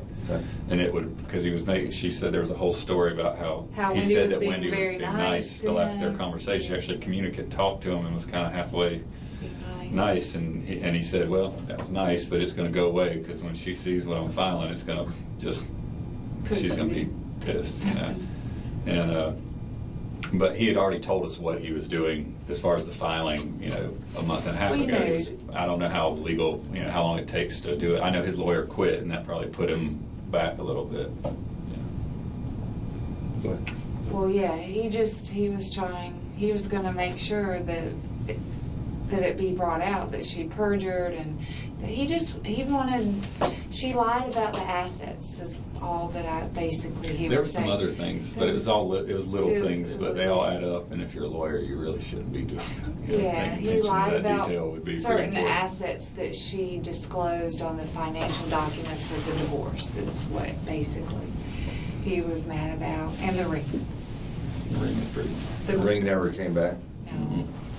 Yeah. Did you all, since his death, and We've got to find a way to feature the ring into the Metrix movie version of this story. I think maybe it could be, yesterday when we were talking about, when Luis Rivera gets out of prison, he gets out of the gate and he sees the car across the road and he gets in the car and the camera pans round and it's Jeff Lacasse, and Jeff Lacasse says, "I thought you weren't going to get caught." And we cut to the back seat, and it's Shadrach Nobles who says, "Are you hungry?" And then someone says, "Let's go to Yardbird." And then they all drive off. But just before they drive off, the camera goes round to the you know, just pans onto the rear view mirror where there's an owl air freshener. I think also there could be the ring, the Holocaust ring hanging from the air freshener as a kind of trophy, right? Jeff Lacasse ended up with the ring somehow. Maybe that could be the sequel. How did Jeff get the ring? You know, part 2. The memorial at the synagogue and people's. Did y'all pick up on anything at the memorial, or have you had any contact with anybody that said anything? Wendi texted me before the memorial and asked if we would be there. Wendy did? He didn't tell me that. I did. It's okay. I don't know. Yeah, It's okay. I don't know how much my own thoughts would cloud some of those. Right. I mean, I guess this is time to be frank. Yeah, Wendi had texted me, and I texted back that yes, I would be there and Alex would be there. I have since tried to contact her and said, my kids are upset, can we FaceTime with the boys? And it was one night, and she didn't even answer until the next day. She said, my FaceTime's broken, whatever. And that was pretty much it. Let me see. Pretty much my only contact with her. And we talked to her at the memorial for a couple minutes. She kind of barely. You know, she was frazzled. She just, Sunday at 7:35, will you be at the memorial today? And I said, yes. And then that night at 6:42, I said, if possible, Gabe wants to FaceTime with the boys. And she didn't reply back. Well, she did 3 hours later. So sorry, Aunt Maya, I just saw this. Was with Danny's family. FaceTime isn't working on my phone, but maybe the kids could come visit the boys soon. Yeah. I said that would be great. Wasn't expecting. FaceTime isn't working well on my phone.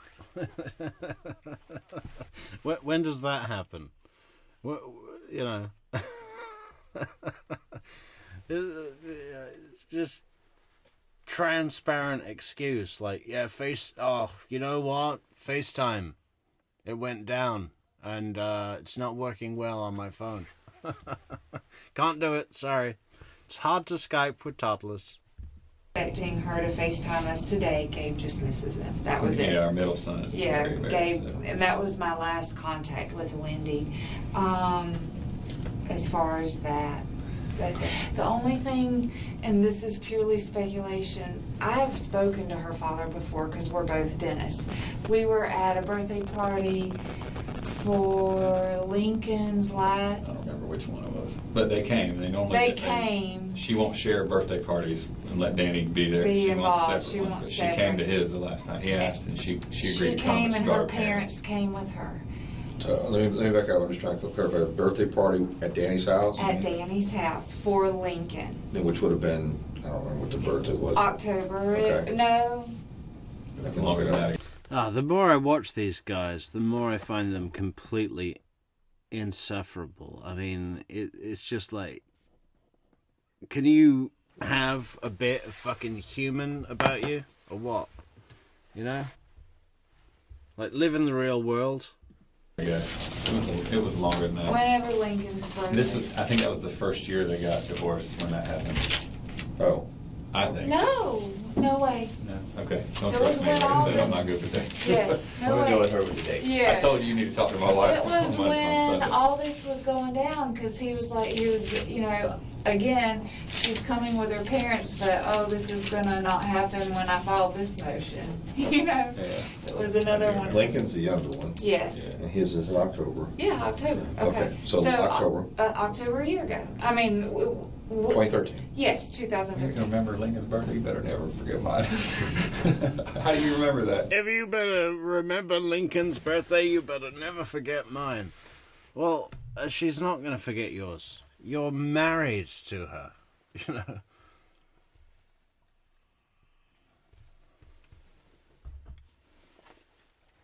And I've never understood men. I can only speak from the male perspective, as a male. But I've never understood anyone giving a shit if it's their birthday. You know, like, I really, I don't celebrate Christmas. I don't celebrate New Year. I don't celebrate birthday. I don't give a fuck about any of that. It's like, at all. Yeah, my own, if someone else wants to celebrate their birthday, like Ride-In Shotgun today, happy birthday, Ride-In Shotgun. I love that it's your birthday, and I love that I can wish you well and say how much you mean to us at True Crime Metrix. But for myself, I don't give a fuck if it's my birthday.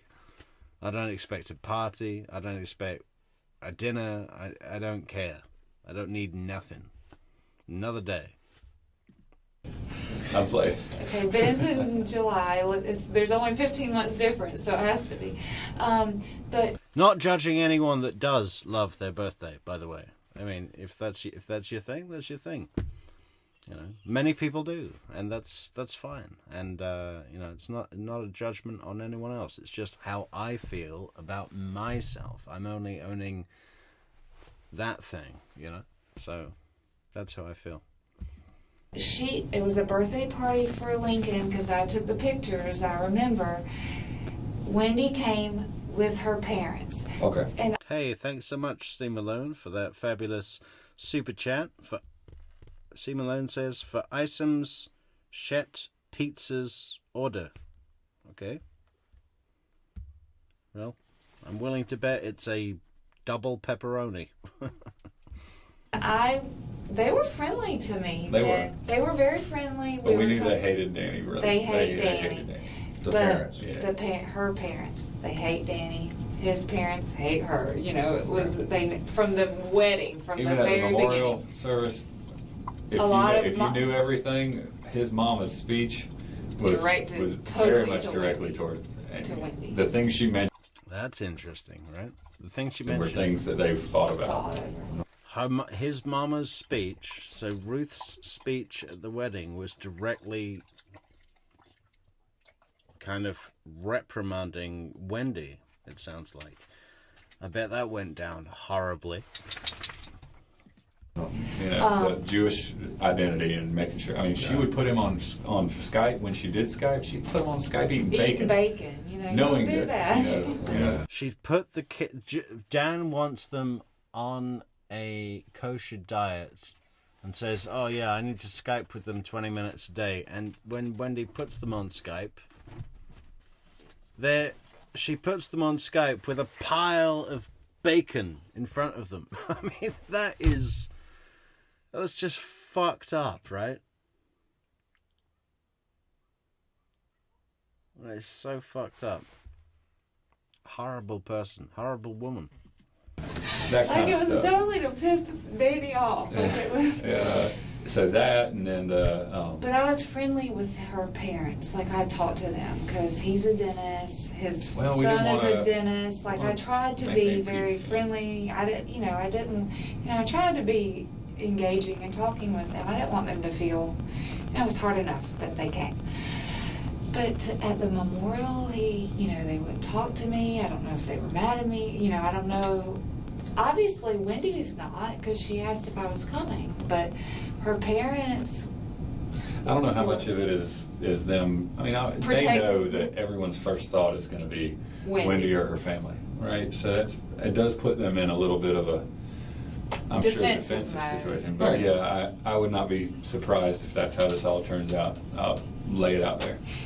Okay. I think they're mean. I think to do some of the stuff that they did during this divorce with Danny is just not reasonable, and just you hate to think somebody would ever actually, I'm assuming somebody was probably hired to kill him.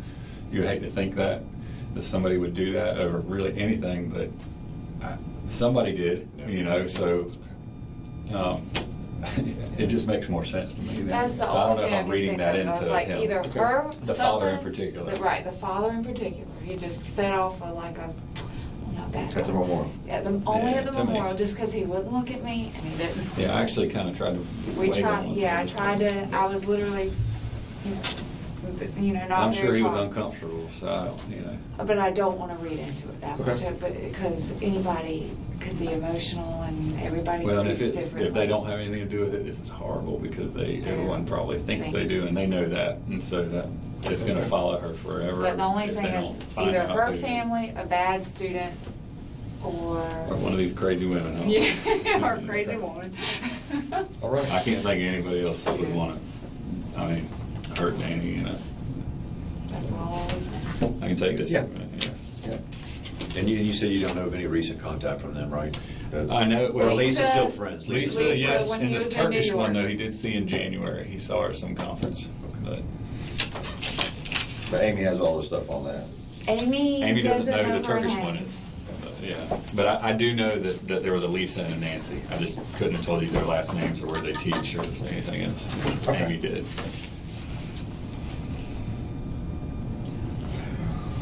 You anything else? No, I don't think so.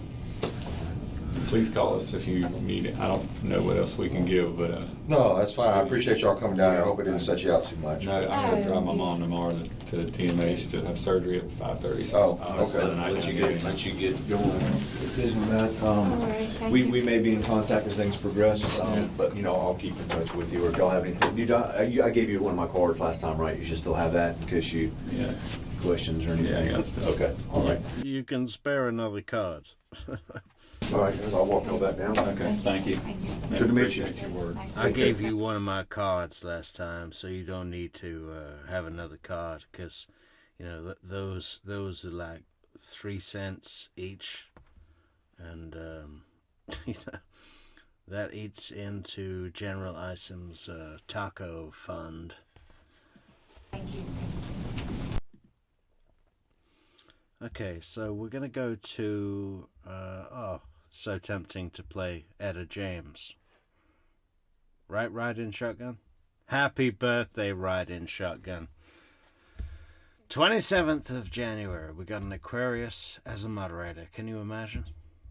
Is that effective? Is that a good thing? She's got water for us all. We're going to go to Jeff Lacasse. Follow-up interview. Where do you want me to sit, man? You could just sit right here, and I'll sit right here with you. Same day. Same day as the Greenberg interview. Made a couple of notes I've been thinking. Okay. Do you have a credit card? I do. The one that you sent me the email Got it right here. on? Can I just make a copy of Sure that? you can. I'm not going to charge anything to you. That's fine, that's fine. But I just got to show. You can't trust the police to hold on to your credit card. Well, here's the thing. Your account. See, we saw a bit of this the other day, right? Maybe we'll skip ahead a little. And he's no fan of Markel.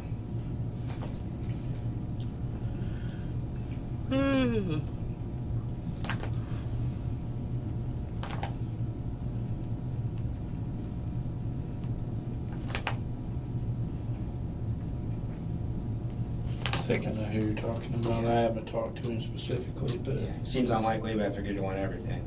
Okay. And there was this was one I thought of. There was a student in the fall that was really inappropriate with her. She forwarded a couple emails to me, and he actually kissed her on the mouth. Now remember that when Jeff comes back in next March, like what? How many months is that later? August, September, October, November, December, January, March. It's like seven months after this. You know, he's saying to Detective Isom, I was talking to Investigator Hale and he wasn't listening to me. And we see that here, you know. Jeff comes up with some really good stuff, and I accept that he hasn't yet got to the point where he can really express it. It does come across as a jealous ex or something, or a vindictive ex. But that's what makes this interview so interesting.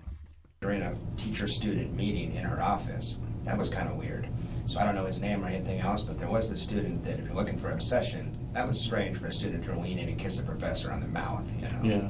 So it's just, Wendy would know the name, she forwarded the email, she was disturbed, but I don't know, you know. If you really needed it, I have that email somewhere.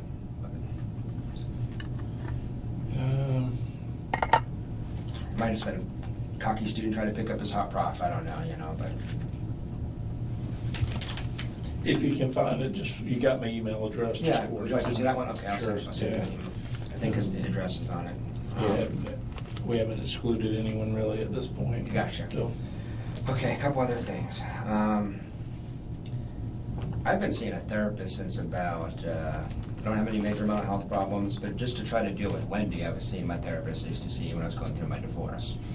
So, I was thinking about what we talked about in there. I mean, I've spent like $2,000 on therapy trying to figure out how to deal with Wendy. She's been really hard to handle.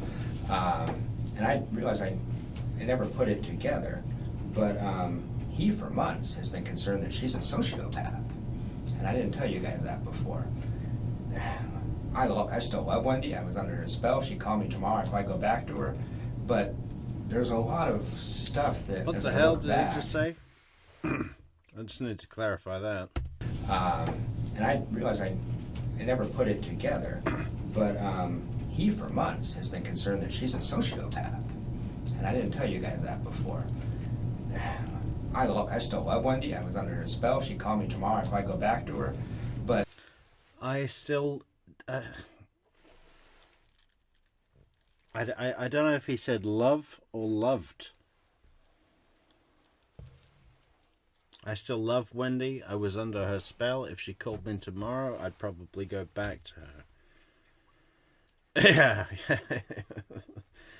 That's when it gets dangerous, right? When your entire body is screaming, "Run away! Run away!" And there's just this little bit inside of you that goes, "No, that'd be nice." Yeah, too much, man. Listen to the first idea. Trying to figure out how to deal with Wendy. She's been really hard to handle. And I realized I never put it together, but he for months has been concerned that she's a sociopath. And I didn't tell you guys that before. I still love Wendy. I was under her spell. She called me tomorrow. I'd probably go back to her. But there's a lot of stuff that, as I look back, is really strange. Just to give you a couple examples. Well, I guess one of the things I worry about is Wendy has this public persona. And she's a very good actress, and she's very charismatic and all this kind of stuff. And she knows a lot of people, you know, everybody in Tallahassee knows Wendy. You probably discovered that already. I mean, she's in every social circle, you know, she's very social butterfly-esque and out there and stuff. But in terms of people that know her intimately, have spent like a lot of time with her and seen behind the curtain, you know, I think it's Markel, me, and maybe that Sack guy in the last 20. Behind the curtain, I'm a total train wreck. That is coming out soon in the merch shop, and Victoria Girl gets a free copy and 2 bumper stickers. 13 years. I mean, she doesn't, you know what I mean? So some of the stuff I had seen was pretty crazy stuff. I mean, no sense of guilt, no empathy, hypersensitivity to criticism. When I said, "Hey, you cheated," I mean, that's fucked up. She would not apologize. She would not say she felt bad. She would not say she made a mistake. She's a total pathological liar, and I feel bad saying all this because I still love her. She has these flaws, and I would have stayed with her. But if you look back at Markel's legal documents, he's constantly talking about her systematic pattern of deception, how she lies all the time. And she told me once, "I have a really hard time telling the truth when it's inconvenient or unpleasant. I lie all the time." I mean, she said that to me. So, welcome, Cassidy. This is for you, babe. Like, yeah, we listened to your comment and we looked at the Greenberg interview and it was great, and we just had to do a show about it, you know. But it's quite short, so we're throwing in some Jeff at the end here. I never would have thought that Wendy was, I know she didn't pull the trigger or anything like that, but the more I thought about it, how much I was manipulated, how much of a spell I was under, and all that kind of stuff, I feel kind of creeped out right now that, I don't know if she's a suspect or not, the paper says she isn't, but as an accessory, it makes a lot of sense to me at a certain point. So, and I don't know that many people that know her that well. Mm-hmm. When you see behind the curtain, she's a total train wreck. My psychologist was saying, man, she just meets the checklist of a narcissistic sociopath. Go down the list. So, obviously, she's already a person of interest and all that kind of stuff. But I thought you should know that I'm a mental health myself. Right. So I never saw that when I was under the spell. But I've had people trying to convince me for 3 or 4 months you're dating someone who has real severe sociopathic tendencies. Right. So high functioning and attractive, but still, that. Yeah. So that's something I just thought I should tell you. Sure. And just a couple clarifications from last time, things that struck me as odd as I reflected back on it.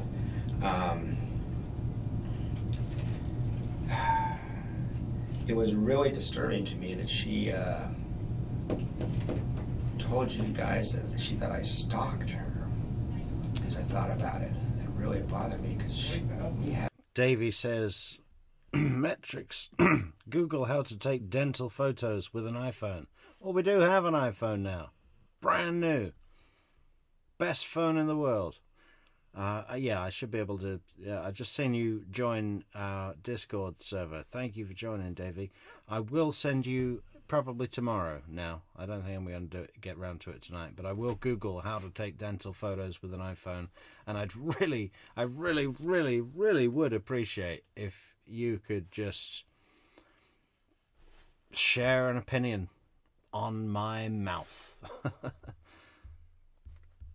Had arguments about this. We had Who told you that? the other investigator. Man. Okay. Yeah, See, I didn't interview her, so I don't know what their conversation Well, was. she's also said this. I mean, it's one thing to say, you cheated on me. Well, you invaded my privacy in an argument. That happens. Right. Okay. It's another thing to go to the police when there's an open homicide investigation and tell the investigators, when I'm a person of interest, that she knows I didn't stalk her. She knows exactly what happened. So what do you think that is? Well, I just noticed that Markel, everybody's told me what a nice guy Markel is, and I thought he was sadistic, because in our household, he's a psychopathic, stalking, emotionally abusive, controlling jerk. That's how Wendi thinks of him. Now I know. And that's her assessment of him. Yes. Do you have the same assessment of him? I did when I was with her, because I didn't know, I just believed her. Right.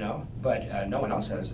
What I hear from everybody else is he's an arrogant dick. As far as academic, there's a lot of professors that are arrogant, Sure. But he's a good man. That's what I hear people saying. He was a good father. He was a good man, and he was really upset with Wendi.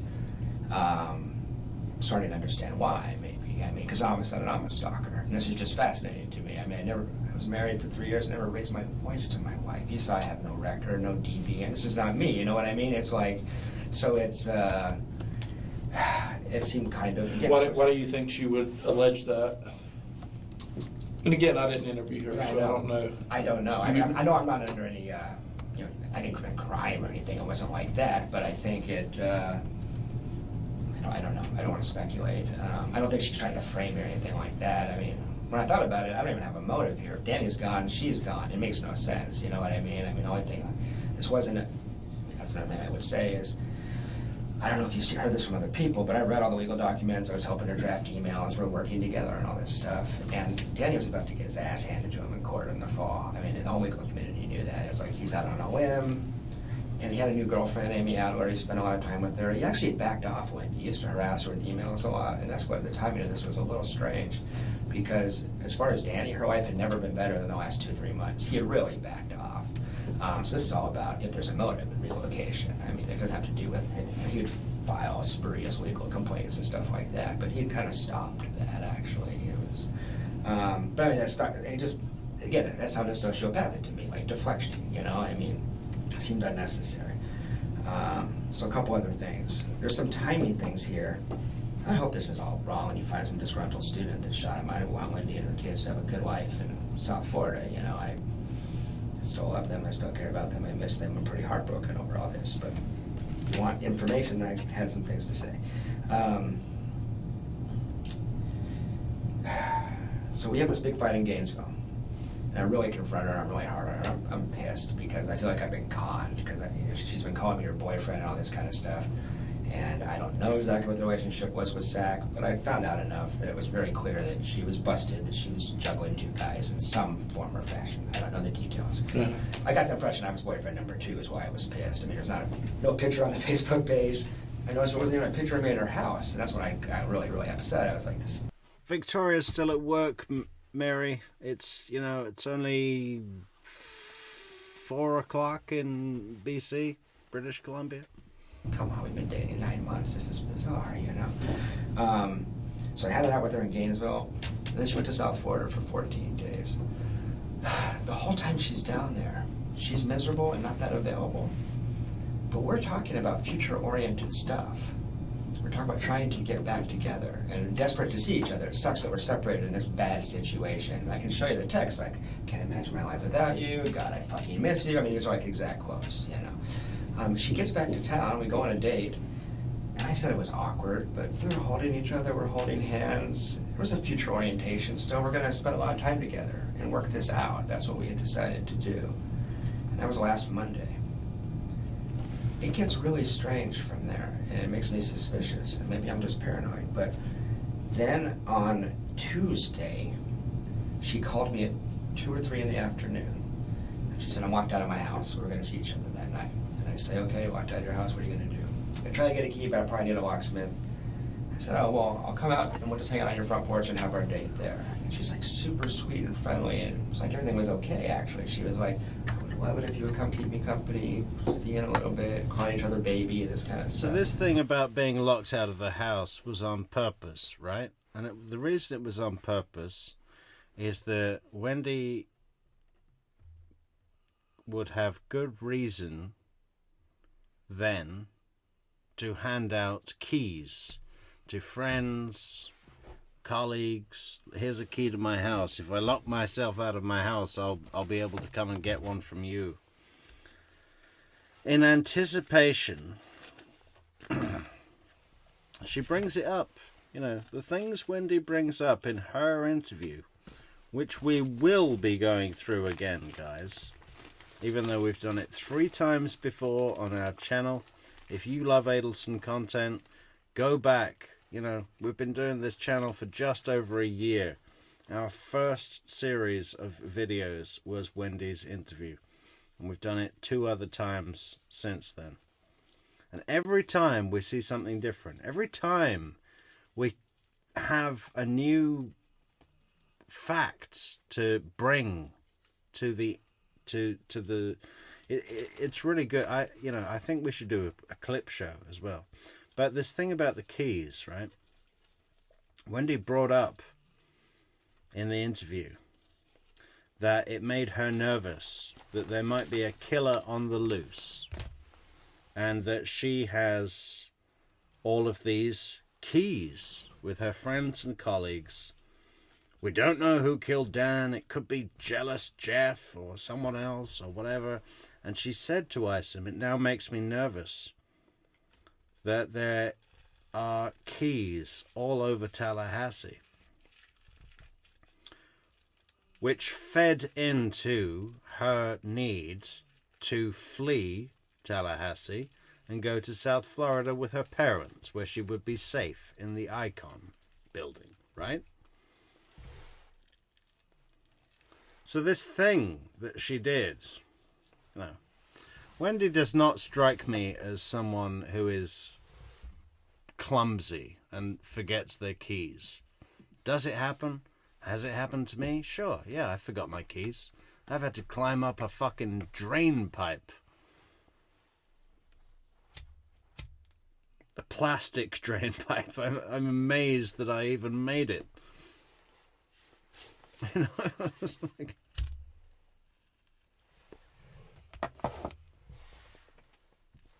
I've had to kick in my own front door.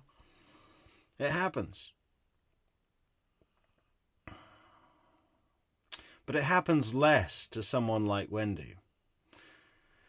So the fact that it happened, the fact that she brought it up in her interview as a reason that would support her moving to South Florida makes me think that this whole I got locked out of my house, I need a locksmith thing is another element to preconception, pre-knowledge of the murder, right?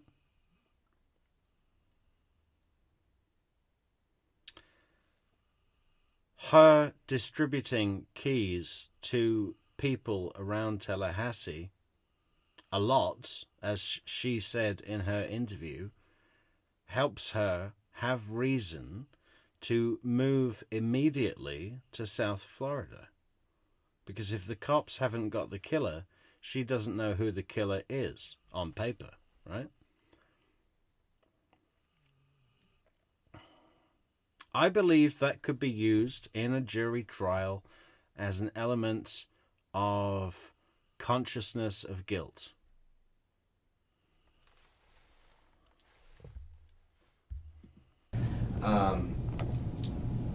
When I showed up to yoga, and it ended up that she got into our house, and we went to yoga together instead, and we just met there. When I showed up to yoga at 7, something was completely different. She was gone. I mean, and that might have been just her talking to her friend and says dump him, and she decides it, and that's it. It had nothing to do with your case. But I would be really curious to know, if I was you, who she talked to between 3 and 7, because something happened where I seem to be irrelevant all of a sudden. And this is after 15, 16 days of her wanting us to, let's just work this out. It just turned in a second. And it gets a little stranger from there, actually. And this was Tuesday preceding the 18th? Exactly. So I'm At never... what point did she send you the email? Exactly, Amy, right? I mean, maybe you give a key to your nice elderly next door neighbor. What was his name? Mr. Oh, God, it escapes me. Obviously, he's not going to be burgling your house. He's lived there since the early 70s. Mr. What's his goddamn name? All right, let's think about his name. His name is... It's something German. Come on, chat. What's the name of the neighbor? The guy that ran round and found Dan shot. And he testified in all the trials. Mr. Geiger, Jim Geiger, right? Give a key to Jim Geiger and then keep another one in your office. That's the normal thing. I wouldn't even do that much. I've never had to give a spare key to someone.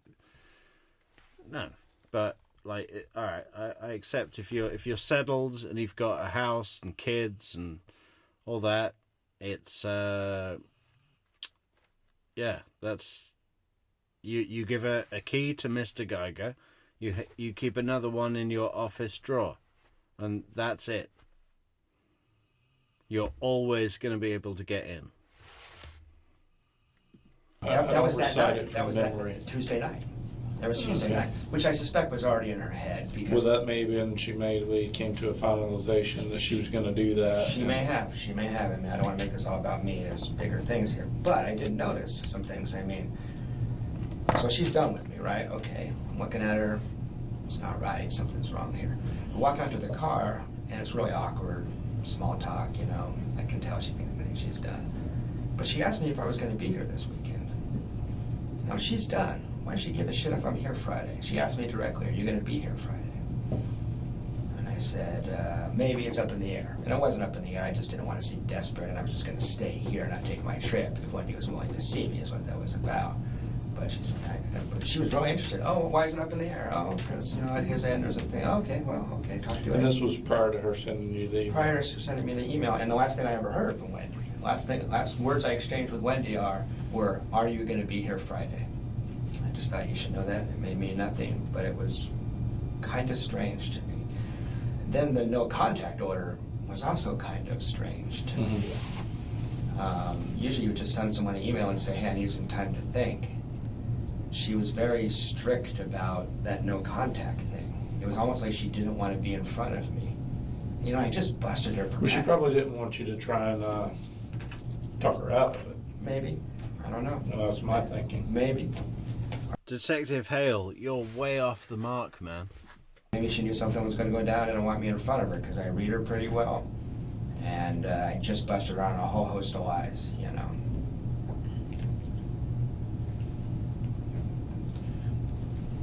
Okay. This part sounds crazy speculative. I just wanted to give you the information. So that struck me as kind of strange. Oh, I don't know if you guys have seen this yet. This was just weird. This is just stuff. Have you seen this picture? Probably seen it in the media accounts. Mm-hmm. I mean, if you look at that picture, my friends that have, I don't have kids, my friends that have kids up and said, look how narcissistic that picture is. Yeah, that's a good point, Albert. Yeah, Mr. Geiger was obviously Dan's neighbor. I was thinking when Wendi lived at Trescott Drive, but yeah, I mean, but maybe Wendi has an elderly neighbor also next to, you know, the older people are, the less likely they are to break into your house, don't you think? You know? And they'll be at home more. I mean, if you've got an elderly neighbour, give them a key to your house. Who looks good in that picture? Not Wendy's kids. Wendi. This comes out Thursday night. She changes this. Mm-hmm. This is the one that you said she was taunting you with, or Well, whatever, maybe. or you thought she my other was. friend, what the other speculation in the community, which is not for me, is like, Wendi looks good, but this is a Photoshop picture. Her dad does photography stuff, you know? Mm-hmm. So she looks way better than normal in this picture. If you knew you were going to be all over the media, that's how Wendi would want to look. So that may sound crazy to you, but just something to think about. I mean, when you want to picture your kids look good. There's other pictures in this photo set where the kids look good. Hello, Maya Rodriguez Sorensen. Wow. What are you, half Mexican, half Swedish? Fantastic, Maya. The camera and her smiling and it looked great. Right. So it's just weird. But I'm not trying to do your job for you to be like an FBI profiler, but it was a thing. Right. And that one of the last things would be, it still is, I don't want to be the disgruntled ex-boyfriend, but it's really strange to me that she's never contacted me. It's very strange. We were co-parenting for 6 months. We've talked about Danny for hundreds of hours. No one knows that case better than, as far as her friends, than me. It's really, really odd. I mean, everyone says this about me, Maya, that I pronounce surnames really accurately. I don't know how else to read your name, though. It's Sorensen. What do other people say? your ex-wife and you are estranged, you're fighting, you're separated, her dad gets hit by a car, you pick up the phone and call, usually. A Dane. Well, a Dane is almost Swedish. You know? So there's a rigidity to this no contact thing. It just strikes me as very, very odd. She is, I know you said, hey, I wouldn't take that personally. I'm not taking it personally. We're done. I would get it, you know. But what I am taking it as is, it almost looks guilty to me. It looks really strange. Why wouldn't you call for putting these kids to bed for the last 6 months? I've been riding around in a minivan with them. I care about these kids. She knows that. Even if we're over, not a text message, not a phone call. It looks strange to me. So. It looks strange because she's trying to paint you as a suspect, Jeff. I mean, imagine that, okay? If you're a woman and you've been through a rough divorce and you've got a new love interest, but you're having problems with that guy, and you say, listen, what Wendi said is, oh, my head and my heart are saying two different things, blah, blah, blah, blah, blah. I need a week to reconsider things and just, I don't want to have any contact for a week. And just after that, her ex-husband is shot and killed, and she doesn't reach out, she doesn't give any indication that she's receptive to you reaching out, that would be strange. That would be really strange. But Wendi, I mean, even in her scenario, her false scenario where she's thinking that Jeff is the suspect, surely she would, like, if it were me as the woman, I would contact Jeff. If it were me as the woman and I thought Jeff was responsible, I would contact Jeff and maybe record the call to show to law enforcement, right? It doesn't make any sense at all. Right, and even more so in lieu of recent events. Well, that's what I mean, is that when that happened, I didn't expect to hear from her that day. You guys had her on, into the night, I know all that kind of stuff. But I still haven't heard a thing. Mm-hmm. That just is very, very strange. Maybe she's just a cold-blooded, damaged, needy woman that decided she was done with me, maybe. But if there's any interest in her at all, there's a lot of sociopathic stuff here, it seems like. Mm-hmm. The ease with which she lies is really disturbing. Mm-hmm. So that's all I had to say. I just thought you would want to know that. Yeah, well, I got you here. I did want to run. Don't you just hate that? I mean, fuck me. God. You know, the ease of which she lies is disturbing.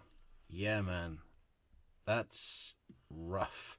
That's like, when that happens, it's just like, I don't know, if you're a normal-ish person that, you know, has a moral compass and that would feel guilty about lying, and then you interact with someone who apparently feels no guilt for lying, does it with incredible ease, it really is disturbing. It's fucked up. Down on some of your, I printed out your stuff that you sent me here. Let me just flip to it and try and find it.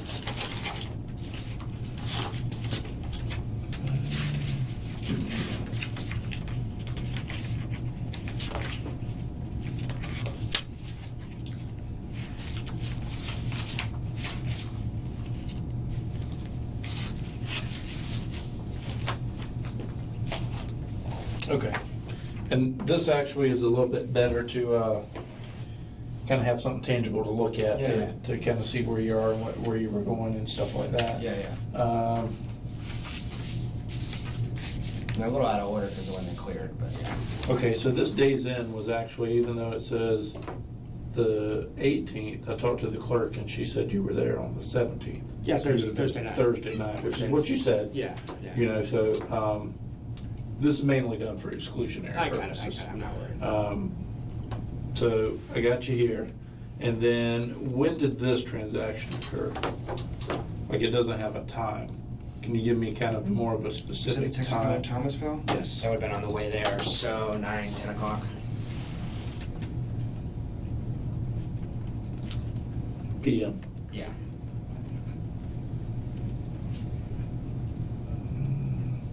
And do you remember what time you got into the Days Inn? Before midnight. Let's think about it. I left here around 8. I wasn't going to drive past midnight. It might have been 12:15 or something. But I went from here to South and landed, average of 75 or something like that. And then $37 in gas on Friday. And where's that at?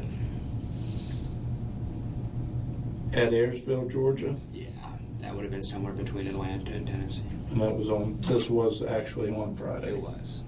Okay, so even though this one says transaction date, it was close enough to the 18th that it may not have went through until after midnight. You know what, it might have been 12:05 when he pulled the trigger on it or something.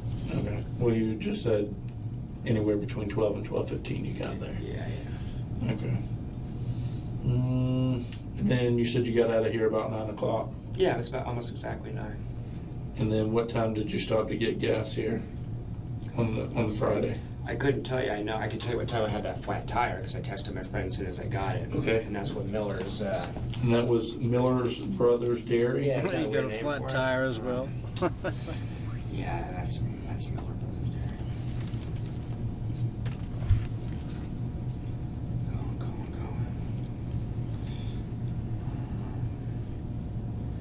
12:26 p.m. is when my tire boiled. And that was on the 18th. Yeah, and that would have been on the 75, probably 10 miles from Athens, Georgia. From the exit for Athens, anyway. Okay.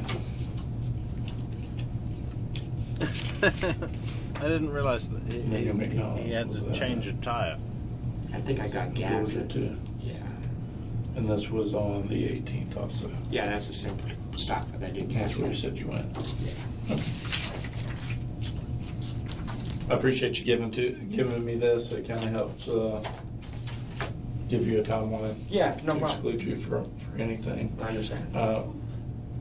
I think some of the reason they were looking at you is because some of the comments that she made about you in the previous interview that I hate Danny and stuff like that. Well, or that you were a stalker. Yeah, see, that's stuff like that. That's why I am a little concerned about her, and I never thought I would get here a month ago. I wouldn't have said any of this. But since that fight and I found out this web of deceit that she had set up, I just don't know what she's capable of. It's really, really strange. That's what I was worried about. She also asked if I was going to be here. Isn't that a little weird? Could just be conversation, but that's the last thing she ever said. Yeah, I mean, if you don't know what's going to happen, it's no big thing. But at hindsight, looking back at it, it does seem peculiar. It does. Because she's done with me at that point. Right. So. I mean, it could have been as innocent as idle conversation. Who knows? Hey, God, I hope. I mean, we're going down every rabbit hole here, and. Man, if I was Jeff, I would need an attorney next to me. Like, seriously, he's clocked on that maybe she set him up, right? And the detective's not giving him any really comforting words to say that that what Jeff is saying is credible or anything. At all. Nothing. We're still in the preliminary stages of this whole thing. Was Daniel Sack referred to as her boyfriend in that interview? Was that? I didn't interview, so I don't know. Yeah. I know he was mentioned. Yeah. Because I talked to Craig, the guy you met. Yeah. And he said that if you were that we were kind of just roundtabling it. It was like if you were going to be mad at anybody, it may have been this guy. Yeah. No, I was. The Daniel guy. That's why I left the coffee shop. Well, Daniel Sack, not. Yeah. Well, actually, I should have been mad with my Daniel Sack was seeing several women. Wendy was one of his, partners or whatever. He knew about me. I didn't know about him. Right. So he didn't do anything really. I mean, he's just playing the field. Yeah. But that's where the sociopathic thoughts come from. This is not a woman that cheats on you. This is a woman, I think, who has 2 boyfriends and is juggling that. And I'm at home with the kids. This is really interesting. This is not a woman who cheats on you. Okay? This is not a woman who cheats on you. This is a woman who has 2 boyfriends and makes each of them believe that they are, what do you call it? Exclusive, monogamous, whatever the fucking, exclusive, I think is the better phrase.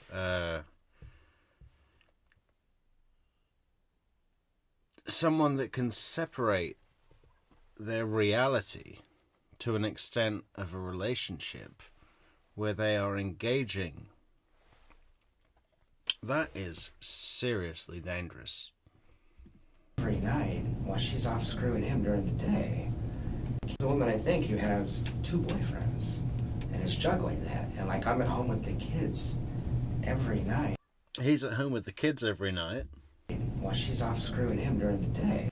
While she's off screwing him during the day.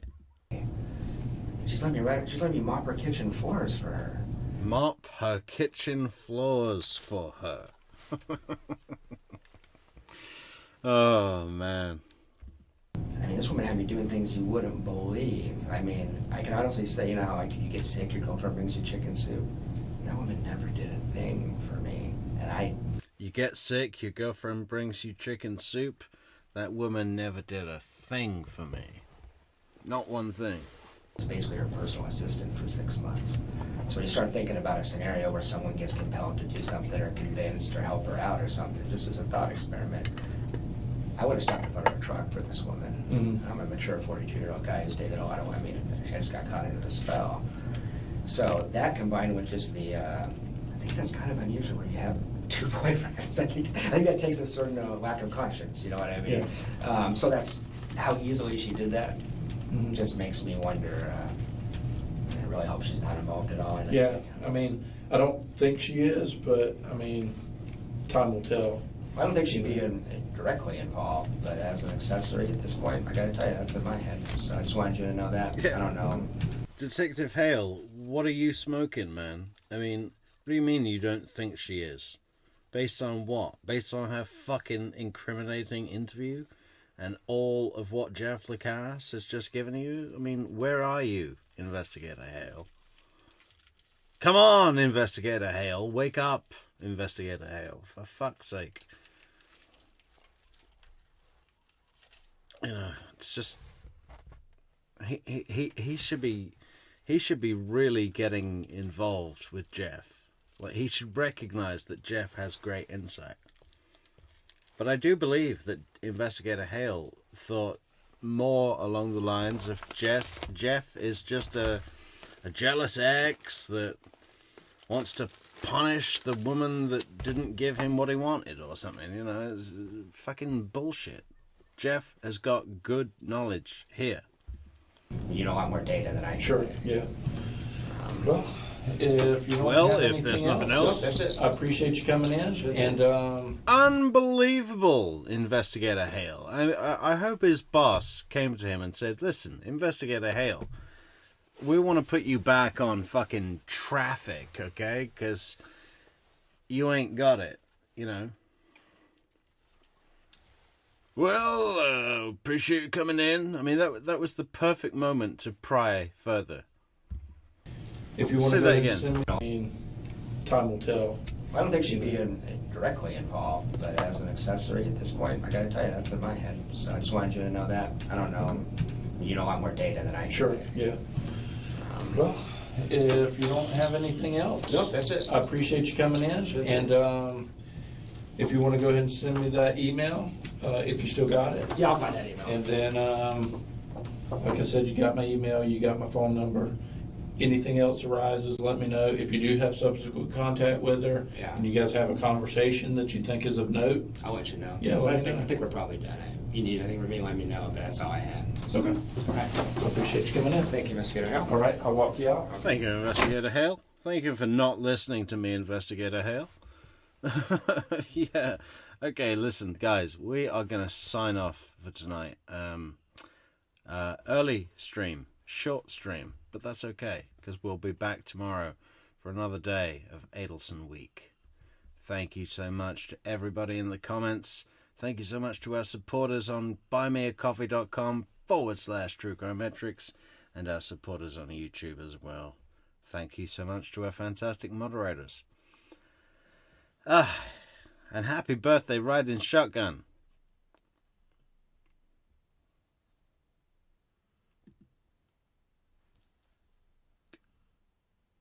Catch you later, guys.